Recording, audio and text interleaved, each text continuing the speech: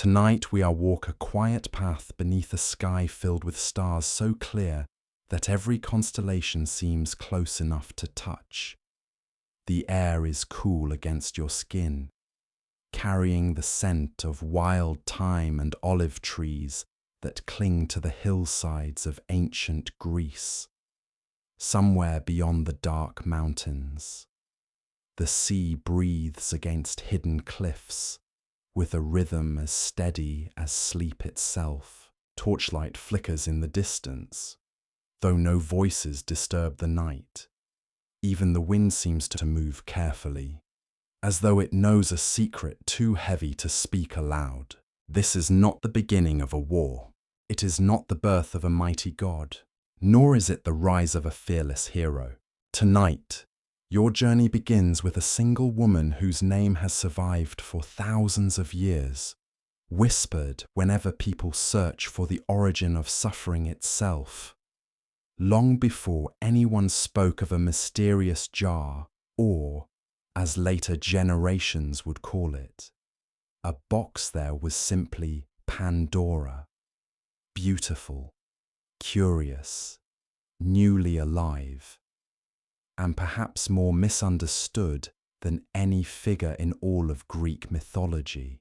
So before we continue tonight's journey, take a moment to like the video and subscribe, but only if you genuinely enjoy exploring these ancient stories together. Now let the worries of the day drift gently away, like leaves carried downstream beneath moonlight, and imagine yourself standing upon the slopes below Olympus. Above you rises the mountain of the gods. Its highest peaks disappear into silver mist. Ancient pines sway softly along the rocky paths. Marble temples gleam faintly beneath the stars, their polished columns catching the pale light of the moon. Sacred fires burn before hidden shrines, sending ribbons of fragrant smoke into the cool night air. Somewhere high above, beyond mortal sight, immortal voices carry across the heavens, calm yet powerful enough to shape the fate of the world. Something unusual is happening there tonight. The gods are gathering, not for celebration, not for a wedding, not for victory. Instead, an uneasy silence hangs over Olympus. If you listen closely, you almost hear it. Not words, expectation. Even the sacred eagles circling the highest cliffs seem strangely reluctant to cry out. Their wings glide through the night without disturbing the stillness. Far below, shepherds sleep beside quiet flocks, unaware that their lives are about to change forever. Yet none of them knows why. Neither do you. That uncertainty is exactly where Pandora's story begins. Many generations later, poets would tell you that she brought sorrow into the world. Others would insist she merely fulfilled a destiny that had already been woven by hands far greater than her own. Some surviving traditions portray her almost as an innocent child, created for purposes she could never fully understand. Others describe her as the perfect instrument of divine justice. Which version is true? Even the oldest storytellers could not entirely agree. Historians continue to debate whether Pandora was ever meant to represent one woman alone, or whether she became a symbol that slowly changed as Greek beliefs evolved through centuries of retelling, like moonlight reflected upon moving water. Her image shifts depending upon where you choose to stand. But tonight, you are not listening to rumors. You are walking beside her life. To understand Pandora, you must first understand something unexpected. She was never born. Every mortal you have ever met enters the world through family, through ancestry, through generations stretching back into forgotten time.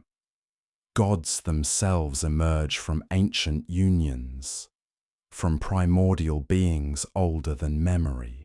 Pandora has neither beginning, nor childhood, nor mother waiting beside a cradle. She enters existence another way entirely, That alone makes her unlike anyone before her. Imagine a world where no woman has yet walked among mankind. The valleys are green, the rivers are clear enough to mirror passing clouds, olive groves spread across gentle hillsides, while wildflowers sway beneath warm spring winds. Men labor in quiet harmony with the earth. They know hunger, certainly. They know fatigue after long days beneath the sun. Yet something darker has not yet settled over their lives. Disease has no name. Old age carries little weight. Despair rarely lingers. Hope, strangely enough, is almost unnecessary. It is a peaceful world. Not perfect, but peaceful. You walk among its villages as dawn slowly approaches. Simple homes of stone stand beneath vineyards climbing weathered hills. Clay jars rest beside wooden doors. Bread bakes over small hearths, filling the morning air with comforting warmth. Children laugh beside shallow streams where fish flash beneath the clear water. Nothing suggests disaster. Nothing warns that history stands upon the edge of change. Yet high above, beyond every human eye, another story is unfolding. A titan has already defied the king of the gods, Prometheus. His name still echoes through Olympus like distant thunder. You cannot see him now, but his choice hangs over every conversation among the immortals. Out of compassion for humanity, he stole divine fire from the heavens and carried it down to the earth, concealed within a hollow fennel stalk. The gift transformed everything. Cold nights became warm. Darkness yielded to light. Metal yielded beneath skilled hands. Bread baked more easily. Tools became stronger. Knowledge began growing faster than ever before. Mortals looked toward brighter futures. Zeus looked toward betrayal. Standing now upon Olympus, you almost feel his anger before you ever see him. It does not erupt wildly. It settles, heavy, measured, like storm clouds gathering over a quiet sea. That makes it even more frightening. Some rulers punish immediately. Zeus prefers something far more deliberate. He waits, he watches, he thinks. The king of the gods understands something that few others ever do. A punishment remembered forever must be carefully designed. Lightning disappears as quickly as it strikes, but an idea may live for thousands of years. As torchlight dances across polished marble floors within the halls of Olympus, the assembled gods notice that Zeus has grown unusually silent. Athena studies her father's face without speaking. Apollo's golden gaze remains thoughtful. Hermes shifts his weight ever so slightly, sensing that some new command is approaching. No laughter fills the hall, only expectation. Outside, the wind changes direction. Clouds drift across the moon. Some ancient traditions later claimed that this sudden darkness was an omen sent by the fates themselves. Others believed the night merely reflected the troubled thoughts of Zeus. No one could ever prove which explanation was true, and perhaps that uncertainty was always part of the story. You remain still, waiting. Then Zeus rises. His footsteps echo softly across the marble. Not hurried, not angry, certain. When he finally speaks, every immortal listens. Humanity has accepted a gift that was never theirs. Now humanity will receive another. A gift unlike fire, a gift unlike anything the world has ever seen. No one yet knows what those words truly mean. Not Athena, not Hermes, not even clever Hephaestus, whose forge burns day and night beneath volcanic mountains. Only Zeus understands the design beginning to take shape inside his mind. It will not require armies. It will not require thunderbolts. It will require something far more beautiful, far more gentle, far more dangerous, a single living soul, one who does not yet exist, one whose smile will inspire trust before she ever speaks, one whose eyes will reflect innocence even while destiny quietly follows every step she takes. You do not know her name yet. Neither does she, for she has not drawn her first breath. Far below Olympus, dawn finally touches the valleys with soft golden light. Birds awaken among olive branches. Fishermen push wooden boats into calm blue waters. The scent of fresh bread drifts through quiet villages, where ordinary people greet another peaceful morning. None of them notice the unseen threads of fate tightening above their heads. None suspect that the next chapter of humanity has already begun, somewhere within the silent halls of Olympus. The first design for Pandora is taking shape, and before the sun sets again, clay itself will begin dreaming of becoming alive. The first rays of morning spill across the marble terraces of Olympus, warming the pale stone beneath your bare feet. The night's cool air begins to soften, carrying the scent of laurel leaves, fresh spring water, and incense rising from distant temples below. From this great height, the mortal world appears peaceful, almost impossibly small. Villages awaken one by one. Smoke curls gently from hearths. Shepherds guide their flocks across dew-covered hillsides. Everything below seems ordinary, yet nothing will remain the same. You linger outside the great hall of the gods, where silence still lingers after Zeus's solemn declaration. The immortals have dispersed only briefly, each returning to their own thoughts. No laughter echoes through the golden courtyards this morning. Even Apollo's lyre rests untouched beside a marble column. It is as though Olympus itself is waiting. You soon discover why. Zeus has summoned a council, not to debate, not to seek advice. His decision has already been made. The gathering exists for one purpose alone: to transform an idea into reality. As the Olympians enter the hall, sunlight pours through enormous bronze doors, illuminating polished floors that shine like calm water. Tall columns disappear into vaulted ceilings, painted with stars and constellations, reminders that the heavens themselves answer to the king seated upon his throne. Zeus waits. His expression reveals almost nothing. That, somehow, is more unsettling than anger. Many rulers shout when offended. Zeus has already passed beyond shouting. He has entered the colder realm of purpose. You notice Athena watching him carefully. Wisdom has taught her that the quietest storms often become the most destructive. Hermes, usually restless, remains unusually still. Even Ares, whose spirit welcomes conflict, seems uncertain why no weapon has been called for. Instead, Zeus speaks of gifts. The word surprises everyone. A gift, he declares, can shape destiny more deeply than fear. His voice carries through the hall without effort. No one interrupts. He continues, humanity has received fire through deception. Very well, humanity shall now receive another gift, one fashioned openly, one accepted willingly, one remembered forever. You cannot help noticing the careful choice of words. He does not speak of punishment. He speaks of balance. To Zeus, the universe rests upon order. Every action invites another. Every blessing carries responsibility. Prometheus upset that balance when he carried divine fire to mortals without permission.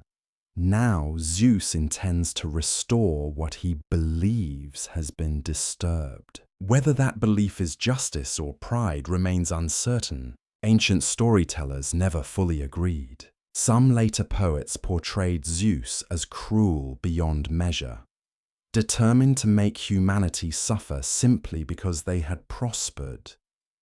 Others suggested something more complicated. They believed the king of the gods feared what unchecked knowledge might become if mortals possessed power without humility.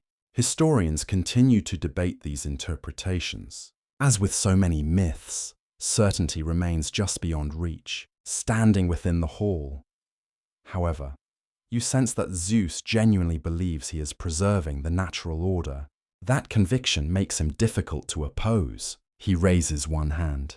Hephaestus, the divine craftsman, steps forward from among the assembled gods. His broad shoulders bear traces of soot despite the splendor of Olympus. The familiar scent of bronze, charcoal, and warm iron follows him wherever he walks.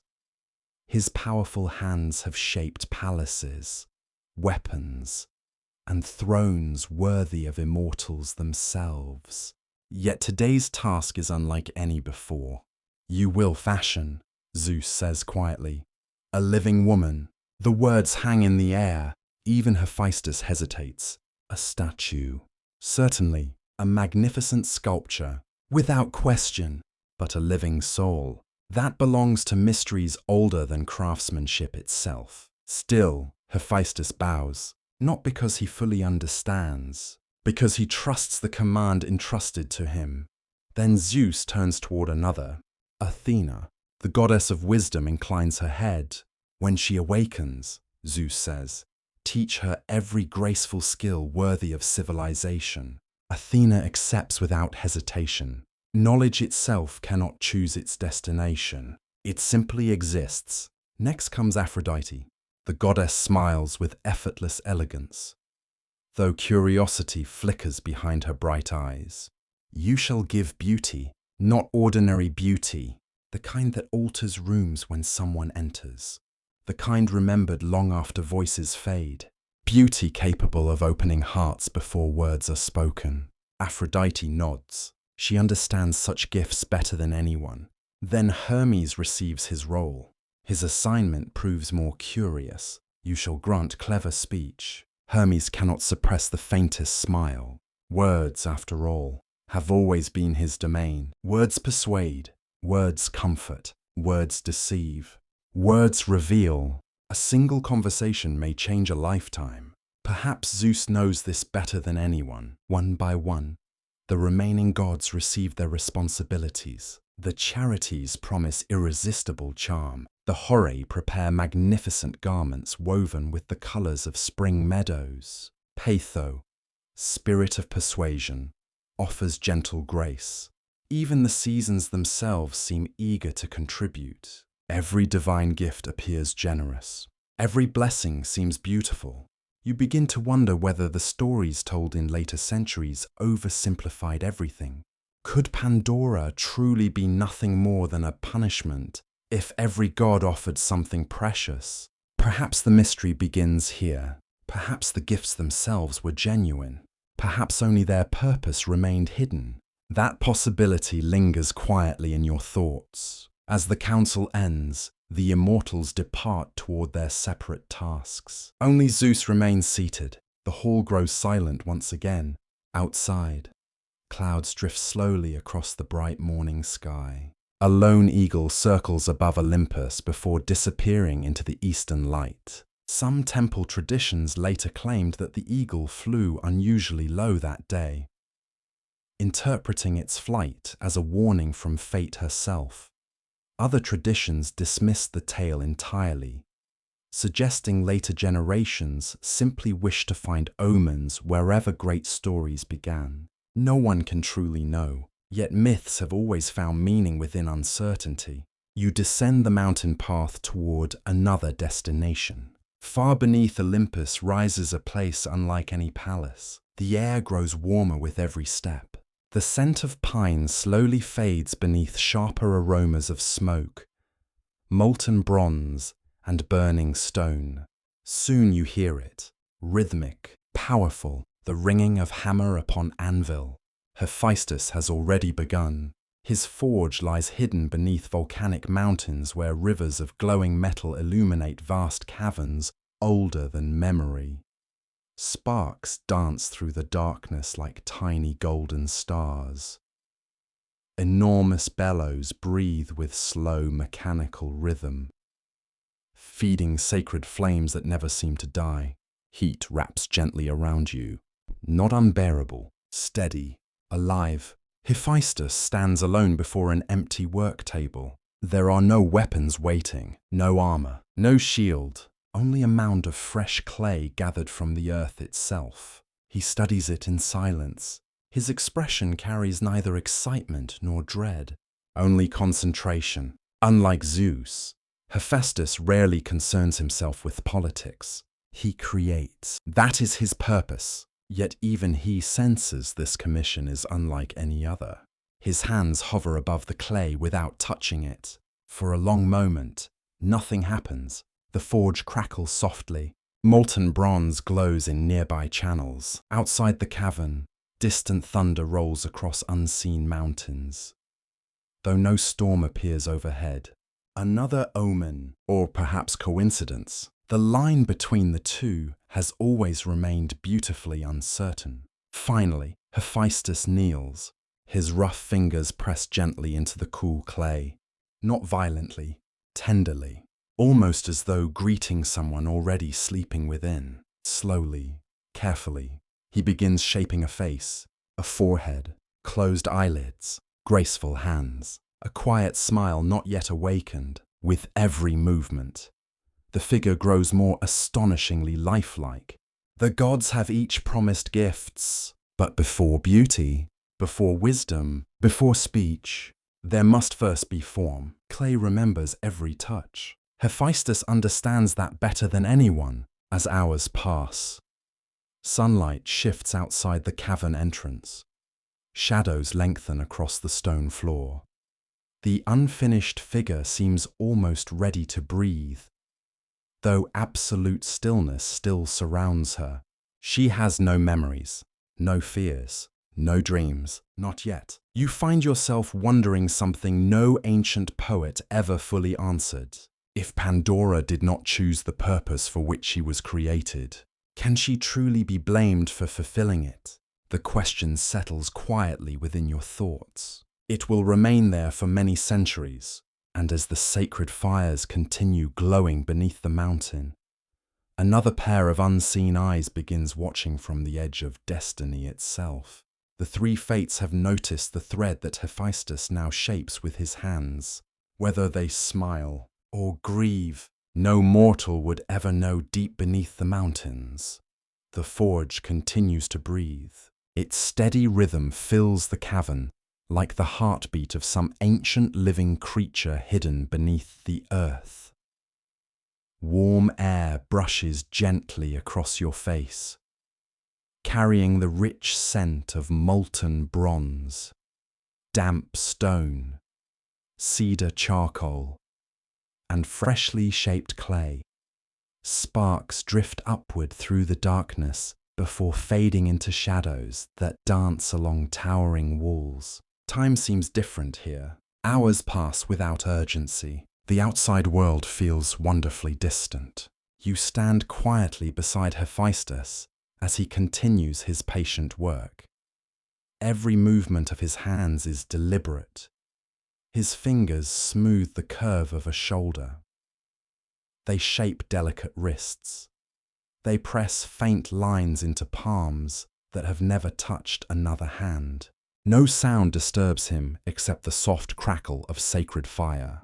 There is no audience, no celebration, only creation. It is easy to forget that this same god forged the thunderbolts of Zeus and the shining armor of heroes.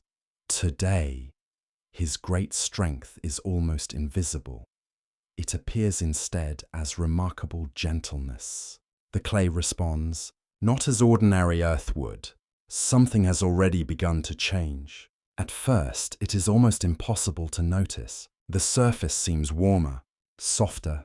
The pale grey of wet clay slowly deepens into the faint colour of living skin. Tiny details emerge beneath Hephaestus's careful touch. Fingernails, eyelashes, fine strands of hair that seem impossible to shape from earth alone. You wonder whether the transformation belongs to craftsmanship or to something greater. Ancient storytellers never agreed upon that mystery. Some believed Hephaestus alone possessed such extraordinary skill that life naturally followed his art. Others insisted the earth itself cooperated, recognizing that one of its own was preparing to awaken. Still others whispered that Gaia, ancient mother of the world, silently watched from beneath every mountain, allowing clay borrowed from her body to become something entirely new. No surviving tradition can say for certain. Perhaps none was ever meant to. The forge doors open, cool air drifts into the cavern. A familiar figure enters, Athena. Her footsteps are quiet upon the stone floor. She wears no armor today. Instead, flowing robes of pale silver move gently as she approaches the unfinished figure. Olive leaves, woven into her dark hair, release afresh. Calming fragrance that briefly softens the smell of smoke and iron. She studies the silent woman, not with pride, with curiosity, for wisdom asks questions before reaching conclusions. Hephaestus rises respectfully. Without speaking, he steps aside. Athena kneels before the motionless figure. For several moments, she simply watches. Perhaps she wonders what kind of mind will awaken behind those closed eyes. Perhaps she already understands that knowledge alone never determines character. Knowledge is only a tool. How it is used belongs to the one who receives it. She reaches forward. Her fingertips lightly touch the figure's forehead. The air changes, not dramatically, softly, like the first breeze before sunrise. You cannot see wisdom itself, yet you somehow feel its arrival. The still face seems calmer, more aware, as though invisible pathways are quietly forming inside a mind that has not yet awakened. Athena speaks only a few words. May you seek understanding. It is neither command nor prophecy. It is a blessing. Whether Pandora will always follow it remains another question entirely. The goddess departs as quietly as she arrived. Before long, another visitor appears. You know her before she speaks. The cavern itself seems brighter. Aphrodite enters with effortless grace. The fragrance changes again. Now the air carries roses, myrtle blossoms, fresh sea foam, and the sweetness of spring orchards after rain. Even the sacred flames appear gentler in her presence. Beauty has arrived. Many later retellings focus almost entirely upon this gift. They describe Pandora as the most beautiful woman ever created. Yet beauty in Greek thought reached far beyond appearance. It included harmony, balance, presence, the quiet ability to inspire affection before words were spoken. Aphrodite understands this completely. She circles the silent figure once, then smiles.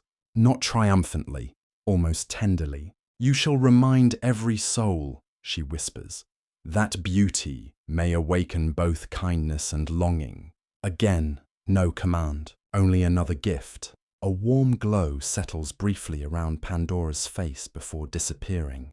Nothing seems different, yet everything has changed. The forge falls quiet once more.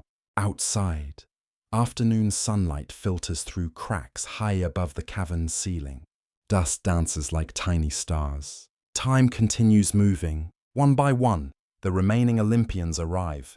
The Charites laugh softly as they place invisible elegance into every movement Pandora will someday make. The Horae drape magnificent garments nearby, woven with colors borrowed from blooming fields, ripe grain, autumn leaves, and gentle winter light. Even the seasons contribute their quiet blessing, promising that wherever Pandora walks, she will carry something of nature's changing rhythm. Each visitor leaves without ceremony. Each gift appears generous. You begin noticing something remarkable. None of the gods seem cruel. None speak of punishment. None express hatred. Each simply offers what reflects their own divine nature. The contradiction grows stronger. If Pandora herself is assembled from gifts, where does tragedy truly begin?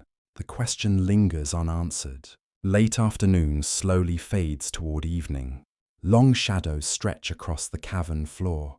Only one immortal has not yet appeared, Hermes. When he finally enters, the atmosphere changes once again, unlike Athena's calm or Aphrodite's warmth. Hermes brings movement. His sandals scarcely seem to touch the ground. A faint breeze accompanies him, carrying distant scents from forests, marketplaces, harbors, mountain trails, and roads stretching across all Greece. He belongs everywhere and nowhere. His bright eyes immediately study Pandora, not her appearance, her silence. Words have always fascinated Hermes, especially those not yet spoken. He smiles. There is much waiting inside you. He places one hand lightly above her lips. His blessing is unlike the others. It cannot be seen. It cannot be heard. Yet suddenly you sense language itself gathering around her. Questions, stories, comfort, persuasion, curiosity, even misunderstanding. Hermes gives all of them together, for speech has never belonged only to truth. It belongs to possibility. Many ancient poets later accused Hermes of adding deception among his gifts. Others argued this misunderstood his role entirely. Speech itself is neither honest nor dishonest. It simply allows both. Historians continue to debate whether Pandora received deceit, or merely the freedom every human voice possesses. That distinction matters, perhaps more than most people realize. Hermes steps back. His expression grows unexpectedly thoughtful. For just an instant, you wonder whether even he feels sympathy for the woman lying silently before him. Does he know her future? Perhaps. The gods rarely reveal everything they know, even to one another. Twilight settles outside. The forge grows darker except for rivers of glowing metal flowing through carved stone channels. Their golden reflections flicker across Pandora's peaceful face. She looks asleep, yet sleep requires life. She still possesses none. Not quite. Then the cavern changes. The sacred fires burn brighter without anyone feeding them. The air becomes wonderfully still. Even the constant ringing of distant anvils fades into silence. You feel something immense approaching, not with footsteps, with presence. Zeus has arrived. The king of the gods enters without announcement. His cloak moves slowly behind him like gathering storm clouds. The scent of rain, mountain air, and distant lightning accompanies him into the forge. Every immortal present bows their head. Only Pandora remains motionless. She cannot yet recognize her creator. Zeus stands beside the figure for a long time, long enough that you almost expect him to reconsider. His expression reveals little, yet beneath that calm certainty, perhaps there is something else. Responsibility. Whatever history will someday say about Pandora, the choice belongs to him. He raises his hand. No thunder crashes, no brilliant light blinds your eyes. Instead, the moment is astonishingly gentle. A single breath, invisible, silent. It passes from Zeus into the motionless figure, like the first warm breeze of spring, entering a quiet valley after winter has finally ended. The change is immediate. Color deepens beneath her skin. Her fingers tremble. Her chest rises, then falls. For the first time, another breath follows. Her heartbeat begins. Soft, steady, entirely new. You witness something that has never happened before in the history of the world. Clay becomes flesh. Earth becomes life. The first woman opens her eyes. They do not reveal fear, nor confusion, only wonder. She looks first at the fire, then at the faces surrounding her. Finally, she looks directly at you, not because she knows who you are, but because every new life instinctively searches for another soul, for one beautiful, timeless moment. Pandora knows nothing of prophecy, nothing of Zeus' hidden purpose, nothing of Prometheus, nothing of the mysterious gift she will one day carry. She knows only that she exists, and somewhere beyond the forge, beneath a sky now filled with evening stars, the three fates quietly measure the thread of her life. One begins to spin, one measures, one waits patiently beside waiting shears. But the thread has only just begun. Morning arrives gently. Golden light spills across the eastern slopes of Olympus, washing the mountain in warm shades of amber and pale ivory. Cool mist lingers among the cypress trees, while tiny droplets of dew sparkle upon wildflowers growing between ancient stones. A quiet breeze carries the fragrance of pine resin, blooming rosemary, and fresh mountain springs. Somewhere overhead, swallows dart through the brightening sky, their songs echoing between marble temples that have stood since before the memory of humankind. For Pandora, it is the first morning she has ever known. You walk beside her as she steps carefully from the great halls of the gods. Every movement is slow, not because she is weak, but because everything around her is astonishingly new. The warmth of sunlight upon her face, the rough texture of stone beneath her sandals, the distant cry of an eagle soaring above the cliffs. Even the wind surprises her. She lifts one hand into the air, smiling softly as it slips between her fingers. There is no fear in her, only wonder. Athena watches from a nearby terrace without interrupting. Wisdom sometimes teaches best through silence. Pandora kneels beside a shallow spring. Crystal water tumbles over smooth rocks, polished by countless seasons. She reaches toward its surface, and for the first time, she sees herself. She pauses, not from vanity, from recognition. The woman reflected in the water looks back with the same quiet curiosity, the same clear eyes, the same expression of gentle surprise. She touches the surface. The reflection breaks into ripples before slowly becoming whole again. Perhaps that small moment carries more meaning than anyone realizes. Identity begins with recognition. Before another person can tell you who you are, you first ask the question yourself. Who am I? Pandora cannot yet answer. Neither can anyone else. Even Zeus has created only a beginning. The rest of her story remains unwritten. Athena approaches at last. She carries no spear today, only a small branch from an olive tree. The leaves shimmer silver green in the morning light. This tree grows slowly, she says, but it lives for centuries. Pandora studies the branch carefully. It is beautiful. Athena smiles. Beauty often grows through patience. The lesson seems simple, yet wisdom rarely announces itself with grand speeches. It settles quietly into the heart, waiting until life gives it meaning. Together, you descend a gentle path leading away from the highest temples. Birds flutter between flowering shrubs. Bees drift lazily among clusters of lavender. The scent of warm earth rises beneath the strengthening sun. Pandora notices everything. She pauses to watch butterflies. She listens to the distant sound of waterfalls. She runs her fingertips across the rough bark of ancient olive trees. Nothing is ordinary to someone seeing the world for the first time.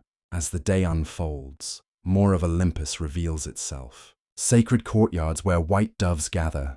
Long colonnades whose polished marble reflects the sky. Gardens where pomegranates, figs, and fragrant herbs flourish beneath careful hands. Everywhere Pandora walks, the gods observe her quietly, not with suspicion, with fascination. She is unlike any being they have known, neither goddess nor mortal, created by divine hands, yet destined for the human world. Apollo finds her listening to birdsong near a laurel grove. He pauses beside her. You hear more than music. Pandora tilts her head. I hear happiness. Apollo considers her answer.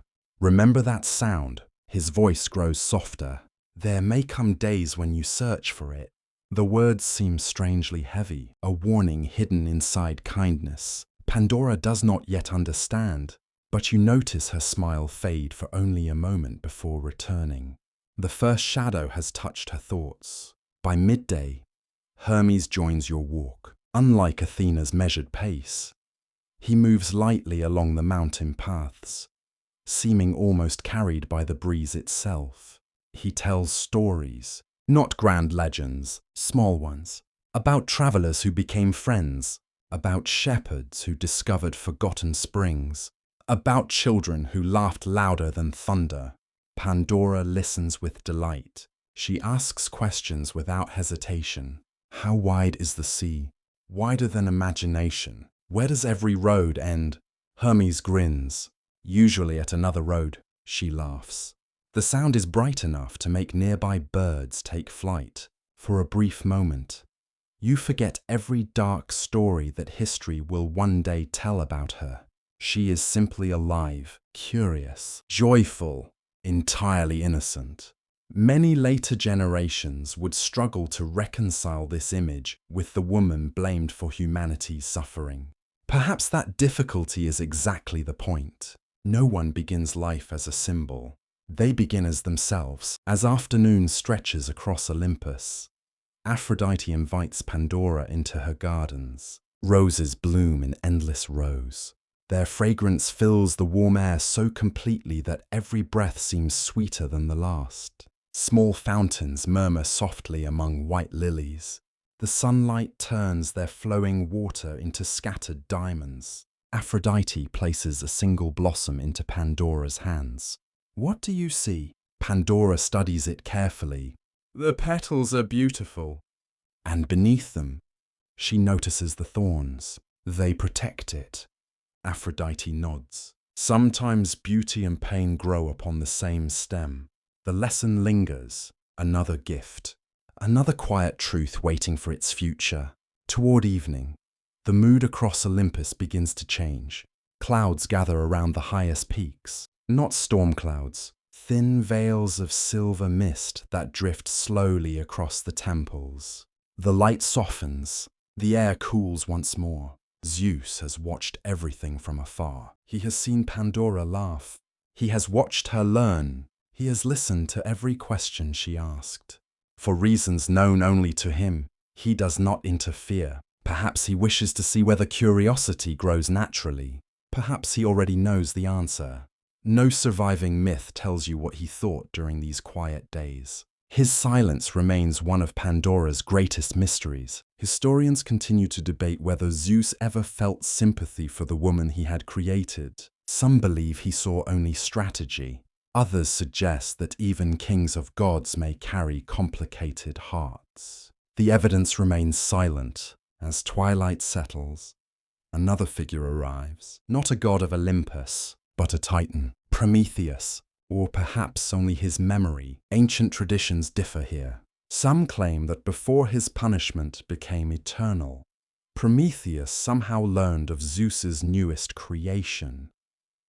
Others insist he sensed danger through prophecy alone, never seeing Pandora with his own eyes.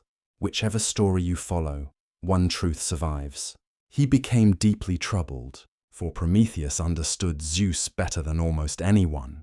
If the king of the gods gave a gift freely, there was always a reason. Far away, beyond Olympus, Prometheus sought out his brother, Epimetheus, the one whose name meant afterthought. The conversation has been preserved in different forms across ancient tradition, yet its meaning remains remarkably consistent. Whatever Zeus sends, Prometheus warns. Accept nothing. The words are simple, firm, urgent. Epimetheus listens. He respects his brother's wisdom. He promises to remember. And yet, human promises are often strongest before the moment they are tested. You do not meet Epimetheus tonight, not yet, but his life has already begun turning toward Pandora's. Neither of them realizes it. The fates do, as darkness gently settles across Olympus. Pandora stands upon a marble balcony overlooking the sleeping world below. Hundreds of tiny fires glow from distant villages. The sea reflects the rising moon like polished silver. Cool wind lifts strands of her dark hair. She breathes deeply. Everything feels peaceful. She cannot know that somewhere beyond those quiet hills lives the man who will soon become her husband. She cannot know that another gift already waits in the shadows of her future. Most of all, she cannot know that the question she asks herself tonight will quietly shape every chapter still to come. Why was I made? No God answers, only the wind, and far beyond the horizon, where earth meets sea beneath countless stars. Destiny begins guiding two unseen paths toward their inevitable meeting. The days upon Olympus pass with a quiet rhythm. Morning follows morning beneath skies as clear as polished sapphire. Cool streams continue to wind through sacred groves, while white marble temples glow softly beneath the rising sun. You walk beside Pandora as though the mountain itself has become her home. She has learned the names of flowers that bloom only for a single season. She recognizes the calls of hawks circling above the cliffs. She smiles whenever the evening breeze carries the distant scent of the sea. Yet something has changed. Not within the mountain, within the gods. You begin to notice their glances. Athena grows more thoughtful each time Pandora asks another question. Hermes laughs with her as often as before. Yet his laughter sometimes ends in silence. Even Aphrodite, who delights in beauty wherever she finds it, occasionally watches Pandora with an expression almost resembling sorrow. It is as though each immortal knows a page of the story that Pandora herself has not yet read. Only she remains unaware. One evening, as twilight settles across Olympus and the first stars awaken above the peaks, Zeus summons Hermes. The messenger god arrives almost immediately. The cool wind seems to enter with him. Zeus speaks only a few sentences. The time has come. Hermes bows. He asks no questions. The command requires none. For many days, Pandora has lived among the immortals, learning their customs, listening to their wisdom, and discovering the beauty of the world. But she was never created to remain on Olympus. Her path leads elsewhere, toward the world below, toward humanity, toward a man who has no idea that destiny is already climbing down the mountain toward him.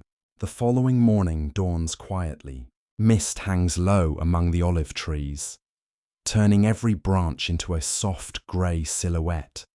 Tiny birds flit between the leaves, while distant waterfalls murmur beneath the gentle chorus of cicadas. The air smells of time warmed by the first light of the sun. Hermes approaches Pandora. His smile is warm, though today it carries an unfamiliar weight. Would you like to see the world beyond Olympus? Pandora's eyes brighten immediately. I have wondered about it every day. I know. He offers his hand. She accepts without hesitation. Together, you begin descending the ancient mountain paths. Each step carries Pandora farther from the only home she has ever known. She looks back only once. The shining temples disappear slowly into drifting clouds, until at last they become little more than pale outlines against the sky. She does not know she will never live there again. The journey is long. As you descend, the world changes around you. The cool mountain air gradually grows warmer. Dense pine forests give way to broad valleys where vineyards spread across rolling hills. Shepherds guide sheep through fragrant meadows, filled with poppies and wild lavender. Narrow rivers sparkle beneath wooden bridges, while fishermen cast woven nets into calm waters reflecting the afternoon sun. Pandora watches everything. Children laughing beside a stream, an old woman kneading bread outside her stone house, a farmer carefully pruning an olive tree. She asks questions endlessly. Why do they work so hard? Hermes answers gently. Because every harvest must be earned. She nods thoughtfully. A little later, she asks another. Do they become tired? Every day. And tomorrow? They begin again. Pandora falls silent. For the first time. She begins understanding something that none of the gods truly experience. Mortals live differently. Every ordinary task carries meaning because time is limited. She finds that strangely beautiful. As evening approaches, Hermes leads you toward a modest valley surrounded by low hills.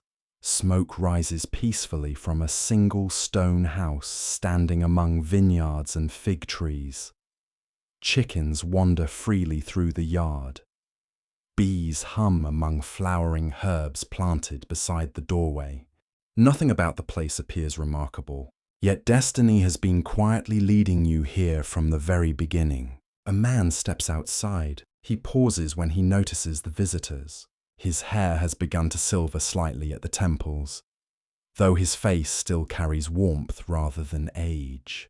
Strong hands bear the marks of years spent working the earth.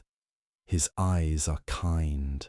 This is Epimetheus, brother of Prometheus, the Titan whose name means the one who understands afterward. He smiles politely toward Hermes. Then he sees Pandora. The smile disappears, not because of fear, because words fail him. For a long moment, neither speaks. Pandora studies him with the same quiet curiosity she has shown everything else in the world. He studies her with gentle amazement. There is no thunder, no music, no dramatic declaration from the heavens, only silence. Sometimes destiny arrives that way. Hermes finally breaks it. Zeus sends you a gift. The words echo strangely through the peaceful valley. A gift, the same word Zeus used in Olympus. Epimetheus' expression changes at once.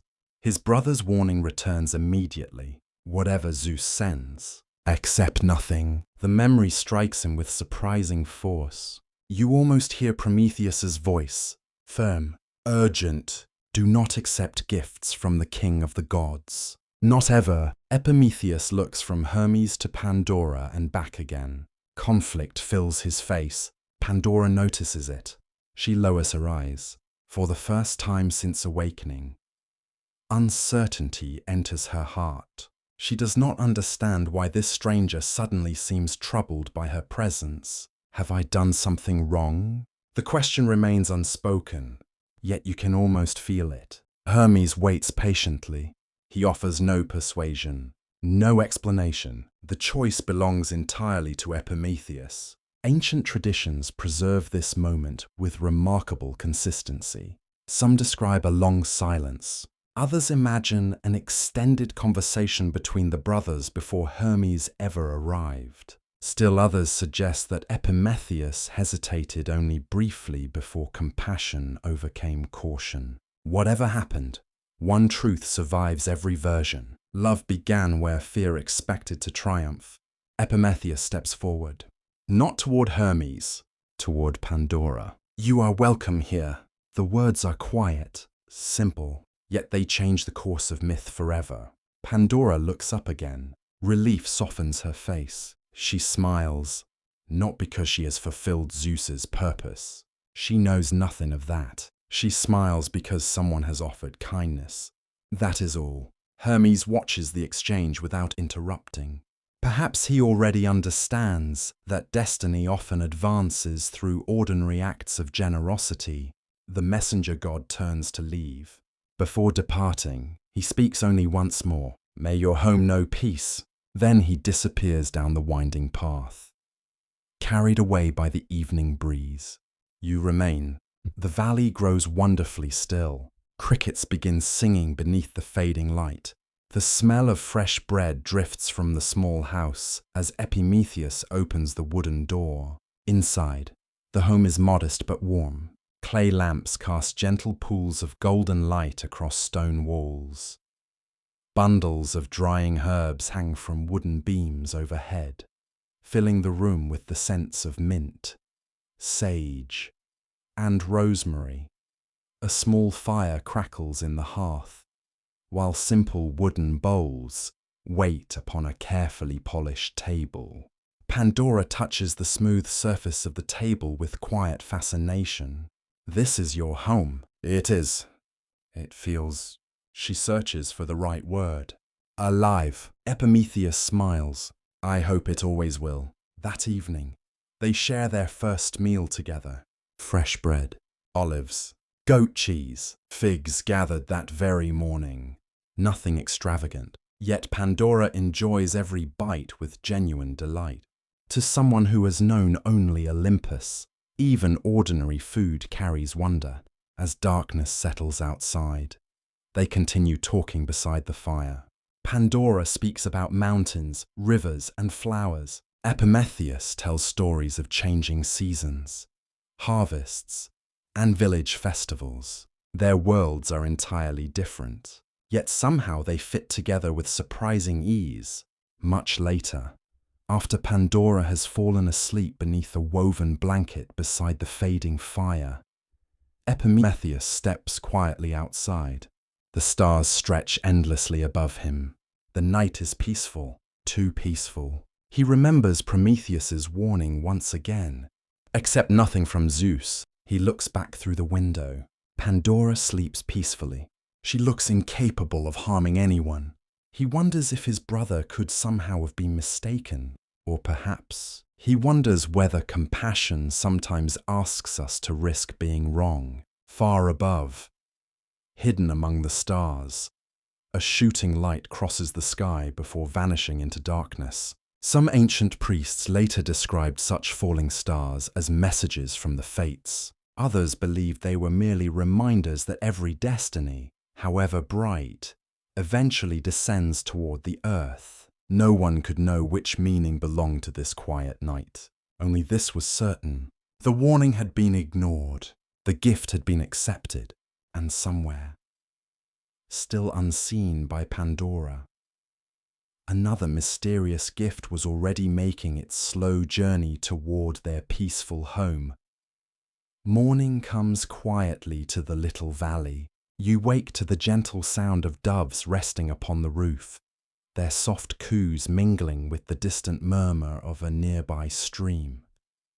Pale sunlight slips through the wooden shutters, painting warm bands of gold across the stone floor. The air carries the comforting scents of fresh bread, damp earth, and olive wood slowly burning in the hearth. Pandora has never known a morning like this. On Olympus, every dawn belonged to the immortals. Here, each new day begins with simple work. She steps outside barefoot. The grass is cool beneath her feet, still jeweled with drops of dew. Wildflowers sway gently along the garden path.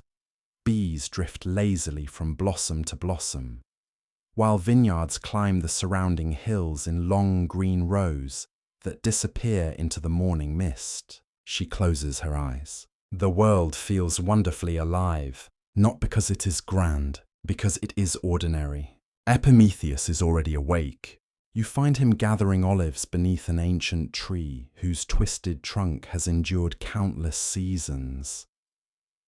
He smiles when Pandora approaches, handing her a small woven basket. "Would you help me?" She nods eagerly. "I would like that." The task is unfamiliar, yet she learns quickly. Her fingers carefully twist each ripe olive from its branch. Occasionally one slips from her hand, falling into the grass below. She laughs each time it happens. Epimetheus laughs with her. There is no embarrassment, only learning. As the morning unfolds, Pandora begins discovering the quiet rhythm of mortal life. Water must be carried from the spring. Firewood must be stacked before evening. Bread requires patience. Gardens demand care. Nothing simply appears. Everything is earned.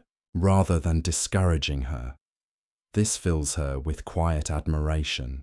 "The world asks so much," she says, while kneading dough beside the hearth. Epimetheus wipes flour from his hands. "It also gives much in return." She thinks about his answer.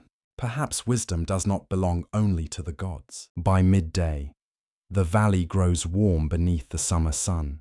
Cicadas sing from the olive groves. The scent of ripening figs drifts across the fields, while distant shepherds call gently to their flocks. Neighbors begin arriving. An elderly couple brings fresh goat's milk. A young farmer offers grapes from the season's first harvest. Children peek shyly from behind their parents before gathering enough courage to greet Pandora. She welcomes each visitor with genuine warmth.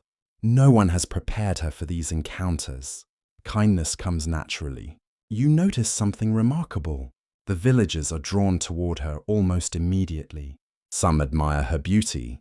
Others simply enjoy her gentle curiosity. She asks every visitor about their lives. What is your favorite season? Which bird sings before dawn? What do children dream about? Her questions are sincere. People leave smiling, long after they have gone. Pandora remembers every answer. In later centuries, storytellers would often speak only of the beauty given by Aphrodite. Yet standing beside her now, you realize something deeper. Her greatest gift may not be beauty alone. It is attention. She makes every person feel seen. As afternoon shadows lengthen, Epimetheus leads Pandora beyond the vineyards toward a small grove of cypress trees. There, partly hidden beneath climbing ivy, stands a modest stone building. Its wooden door remains firmly closed. Unlike the cheerful warmth of their home, this place feels unusually quiet. The air itself seems still. Pandora slows her steps. What is this? Epimetheus hesitates. I have never opened it. You have never been inside. He shakes his head. It belonged to my father before me. His voice carries uncertainty, or perhaps longer than that. Ancient traditions preserve several different versions of what happened next. Some claimed Hermes himself delivered the mysterious vessel shortly after Pandora arrived. Others believed Zeus had already arranged for it to await her within the household before she ever crossed its threshold. A few even suggested the container had rested there for generations, hidden until destiny required it. Historians continue to debate which tradition came first. The mystery remains unsolved. Inside the small building rests a single object, not a chest overflowing with treasure, not a sacred weapon, only a large clay vessel. It stands upon a smooth stone platform at the center of the room. Its surface is beautifully crafted, decorated with delicate patterns of vines, stars, and curling waves. Bronze handles catch the fading sunlight filtering through a narrow opening high in the wall. Most striking of all is its lid, perfectly sealed. Pandora cannot look away. She steps closer. The clay seems almost warm beneath the afternoon light. What's inside? Epimetheus answers honestly. I do not know. You've never wondered? Of course. Then why leave it unopened? He smiles faintly. Because I was told not to. She turns toward him. By whom? My brother, Prometheus. The name settles quietly between them. Pandora has heard it only once before, spoken briefly by Hermes during their journey from Olympus. She studies the vessel again. So he warned you about this. He warned me about gifts from Zeus. The words hang in the still air. Pandora lowers her eyes. She understands immediately. I was sent by Zeus. You were. Then, she struggles to continue. Does that mean he warned you about me? Silence answers first. Epimetheus closes the distance between them. No. He speaks gently. He warned me before I knew you existed. He places one hand softly upon her shoulder. If I had obeyed him completely. His voice trails away. I would never have met you. Pandora searches his face. You regret your choice. He smiles. Not quickly, not carelessly. No. The answer is simple, entirely sincere. Relief washes quietly across her features. Yet the vessel remains, silent, waiting. Neither of them notices how often Pandora's gaze returns to it before they finally leave the little building. Outside, evening has begun. The western sky glows with deep shades of amber and rose. A cool breeze stirs the cypress branches overhead, filling the valley with their clean, resinous fragrance.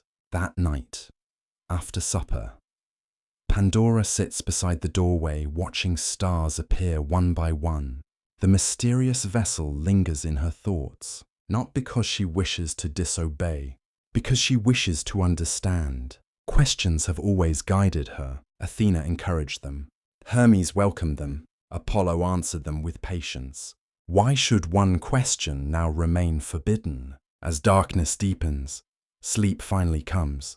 Yet even in sleep, curiosity continues its quiet work. You find yourself walking beside Pandora through a strange dream. She stands once more before the sealed vessel. Only now it shines with soft silver light beneath a moon that seems impossibly large. She hears no voices, only a faint sound, almost like distant wings, or perhaps whispered breathing.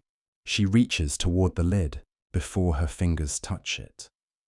The dream dissolves. She wakes suddenly. The room is dark except for glowing embers in the hearth. Prometheus sleeps peacefully beside her, outside. An owl calls from the olive grove. Pandora places one hand over her heart. Its steady rhythm slowly calms. It was only a dream, she whispers. Perhaps it was. Or perhaps the ancient Greeks were right to believe that dreams sometimes carried messages too subtle for daylight. No one could say. The vessel remains unopened. The promise remains unbroken. Yet something has quietly changed. Curiosity, once no more than a gentle companion, has taken its first careful step toward becoming something stronger. And somewhere beyond the sleeping valley, beneath the silent turning of the stars, the fates can measuring a thread whose knots are drawing ever closer together. Several peaceful weeks pass. The valley settles into the gentle rhythm of late summer. Warm afternoons shimmer above fields of ripening grain, while cool evenings carry the fragrance of crushed mint, lavender, and wood smoke drifting from quiet homes. Swallows circle above the vineyards each morning before disappearing toward the distant sea. Every sunset paints the surrounding hills in soft shades of amber and violet. Outwardly, nothing has changed, yet beneath the calm surface of Pandora's heart, something has begun to grow. It is not fear, not sorrow, not even temptation. It begins as a question. The sealed vessel still rests inside the small stone storehouse beneath the cypress trees. Pandora passes it almost every day while gathering herbs or carrying water from the nearby spring. She never enters.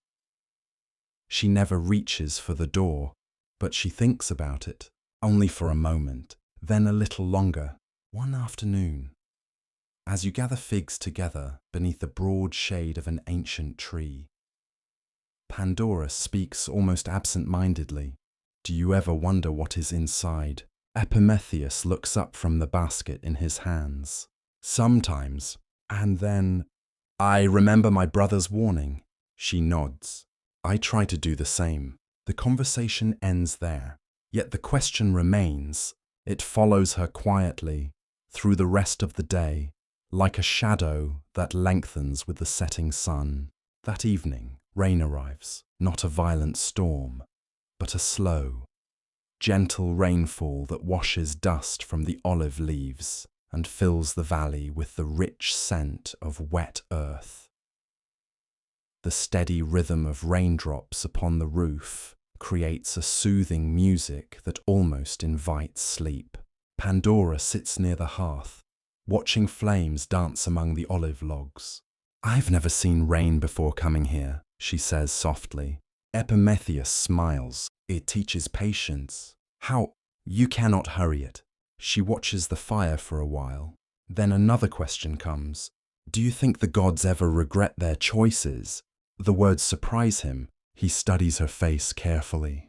Why do you ask? I don't know. She lowers her gaze. Sometimes I wonder why Zeus created me. The room grows quiet. Outside, rain continues falling. Epimetheus has asked himself the same question many times. He simply has no answer. You are here now, he says gently. Perhaps that matters more than why. Pandora wishes she could believe it. But somewhere deep inside her, the unanswered question continues to breathe. Why was I made? The following morning, the rain has ended. The valley glitters beneath fresh sunlight. Tiny droplets cling to every leaf, turning the vineyards into fields of sparkling light. Birds return to their songs as though the storm had never happened. Pandora walks alone toward the spring.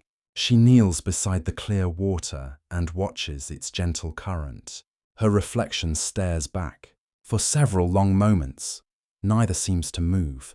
Then she remembers something Athena once told her. Beauty often grows through patience. She whispers the words aloud. They do. Yet patience feels strangely difficult today. As she rises to leave, she notices something unusual. An owl feather lies upon the path. Perfect, unbroken, soft grey with delicate white markings. She picks it up carefully. In many Greek traditions, the owl belonged to Athena, symbolizing wisdom and thoughtful understanding. Yet dreams and signs often carried more than one meaning. Some ancient priests believed finding such a feather after troubled thoughts suggested that answers would soon appear. Others believed it warned that wisdom and curiosity must remain balanced. Pandora cannot know which meaning is true. She slips the feather into her woven belt. The day continues, yet somehow the world feels different. Over the next several nights, her dreams become stranger. They never frighten her. Instead, they invite her. In one dream, she walks through endless fields of white flowers stretching beneath a sky without stars. At the center stands the mysterious vessel. It is no longer sealed, not open, simply waiting. She hears laughter, children laughing somewhere beyond the hills. Then the laughter fades into distant sighs carried by the wind. Before she reaches the vessel, she awakens. Another night she dreams of butterflies. Thousands of them, golden, blue, silver. They circle around the vessel before disappearing through tiny cracks beneath its lid, as though something inside were breathing. Again she wakes before learning more. Some researchers who study ancient Greek religion believe dreams in mythology often reveal a character's inner conflict rather than direct messages from the gods. Others argue that dreams were sacred places where mortals briefly crossed into divine knowledge. Pandora herself cannot distinguish between the two. Perhaps neither explanation excludes the other. As the days pass, she finds herself inventing possibilities. Perhaps the vessel contains seeds for crops never before seen. Perhaps sacred garments. Perhaps blessings meant for future generations. Sometimes she imagines nothing at all inside, an empty jar, a lesson in restraint. The uncertainty itself becomes heavier than certainty. One afternoon, while gathering herbs along the hillside, Pandora meets an elderly woman from a nearby village. The woman carries bundles of sage tied with flax cord. "You seem troubled," the old woman says kindly. Pandora smiles politely. "I've been thinking too much." The woman laughs softly. That happens to all curious hearts. Pandora hesitates. Is curiosity a good thing? The old woman pauses before answering. It depends. On what? Whether it serves wisdom. She adjusts the herbs in her arms, or only itself. The answer lingers long after the woman has disappeared down the winding path. That evening, Pandora tells Epimetheus about the conversation. He listens quietly. "My brother used to say something similar." "What did he say?" "He believed wisdom asks when the time is right, and curiosity It asks anyway. Pandora smiles faintly. I think I understand. Yet deep inside, she knows she does not. The distinction feels impossible to measure. How can anyone know when the time is right? Days become weeks. Autumn begins arriving almost unnoticed. The vineyards turn shades of crimson and gold. Cool winds sweep through the valley each morning, carrying the scent of fallen leaves and distant rain. Farmers prepare for harvest while migrating birds gather above the hills before beginning their long journeys south. Pandora notices the changing seasons with quiet amazement. Everything changes. Flowers bloom, then fade. Fruit ripens, then falls. Even the stars seem to shift their positions across the night sky. Only one thing never changes: the vessel, silent, patient, waiting exactly as before. Sometimes she wonders whether it is waiting for her. She immediately feels guilty for thinking such a thing. One evening, after the harvest festival has filled the valley with music, dancing, and laughter, Pandora and Prometheus walk home beneath a sky brilliant with stars. The celebration has been joyful. Children carried lanterns through the fields. Musicians played reed pipes beneath ancient oaks. Neighbors shared bread, olives, honey, and fresh wine around glowing fires. Pandora laughed more than she had in many days. Yet now, as silence returns, she speaks unexpectedly. If Zeus wanted to punish humanity, Prometheus looks toward her. Why create someone capable of happiness? He cannot answer. The question is too large. Perhaps even the gods would struggle to answer it. Far above them, the constellation of Orion slowly rises above the eastern horizon. Ancient Greeks often believed that certain stars marked moments when fate quietly advanced. Tonight, another thread tightens. Neither Pandora nor Prometheus notices the faint sound drifting through the cool autumn air. It comes not from the forest, nor from the vineyards, but from the little stone building beneath the cypress trees, almost too soft to hear, like a single breath, or the gentlest whisper slipping through a narrow crack. Pandora pauses. Did you hear something? Prometheus listens. Only silence answers. It was probably the wind. Perhaps it was, or perhaps something inside the ancient vessel has begun, ever so gently, to awaken. Autumn settles fully over the valley. The mornings arrive beneath silver mist, and the hills glow softly with copper leaves. Cool air slips through the olive groves, carrying the scent of damp bark, crushed herbs, and distant hearth smoke. Each day feels quieter than the one before. You walk beside Pandora as she gathers fallen branches near the cypress trees.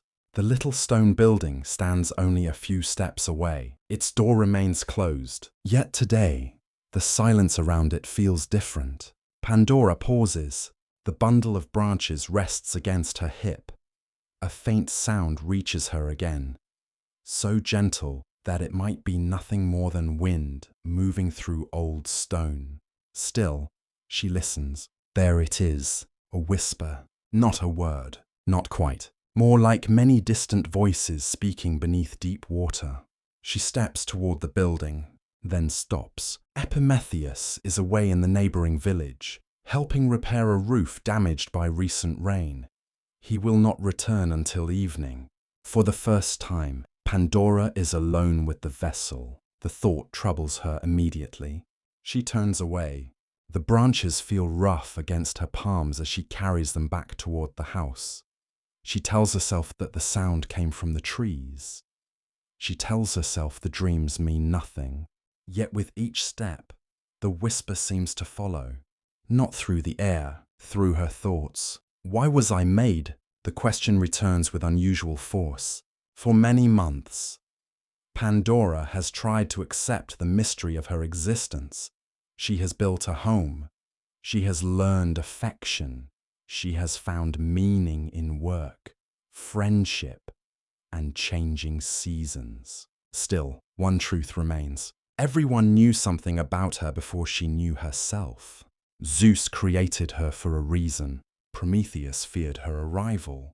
Epimetheus ignored a warning because he chose to welcome her. And the vessel waits.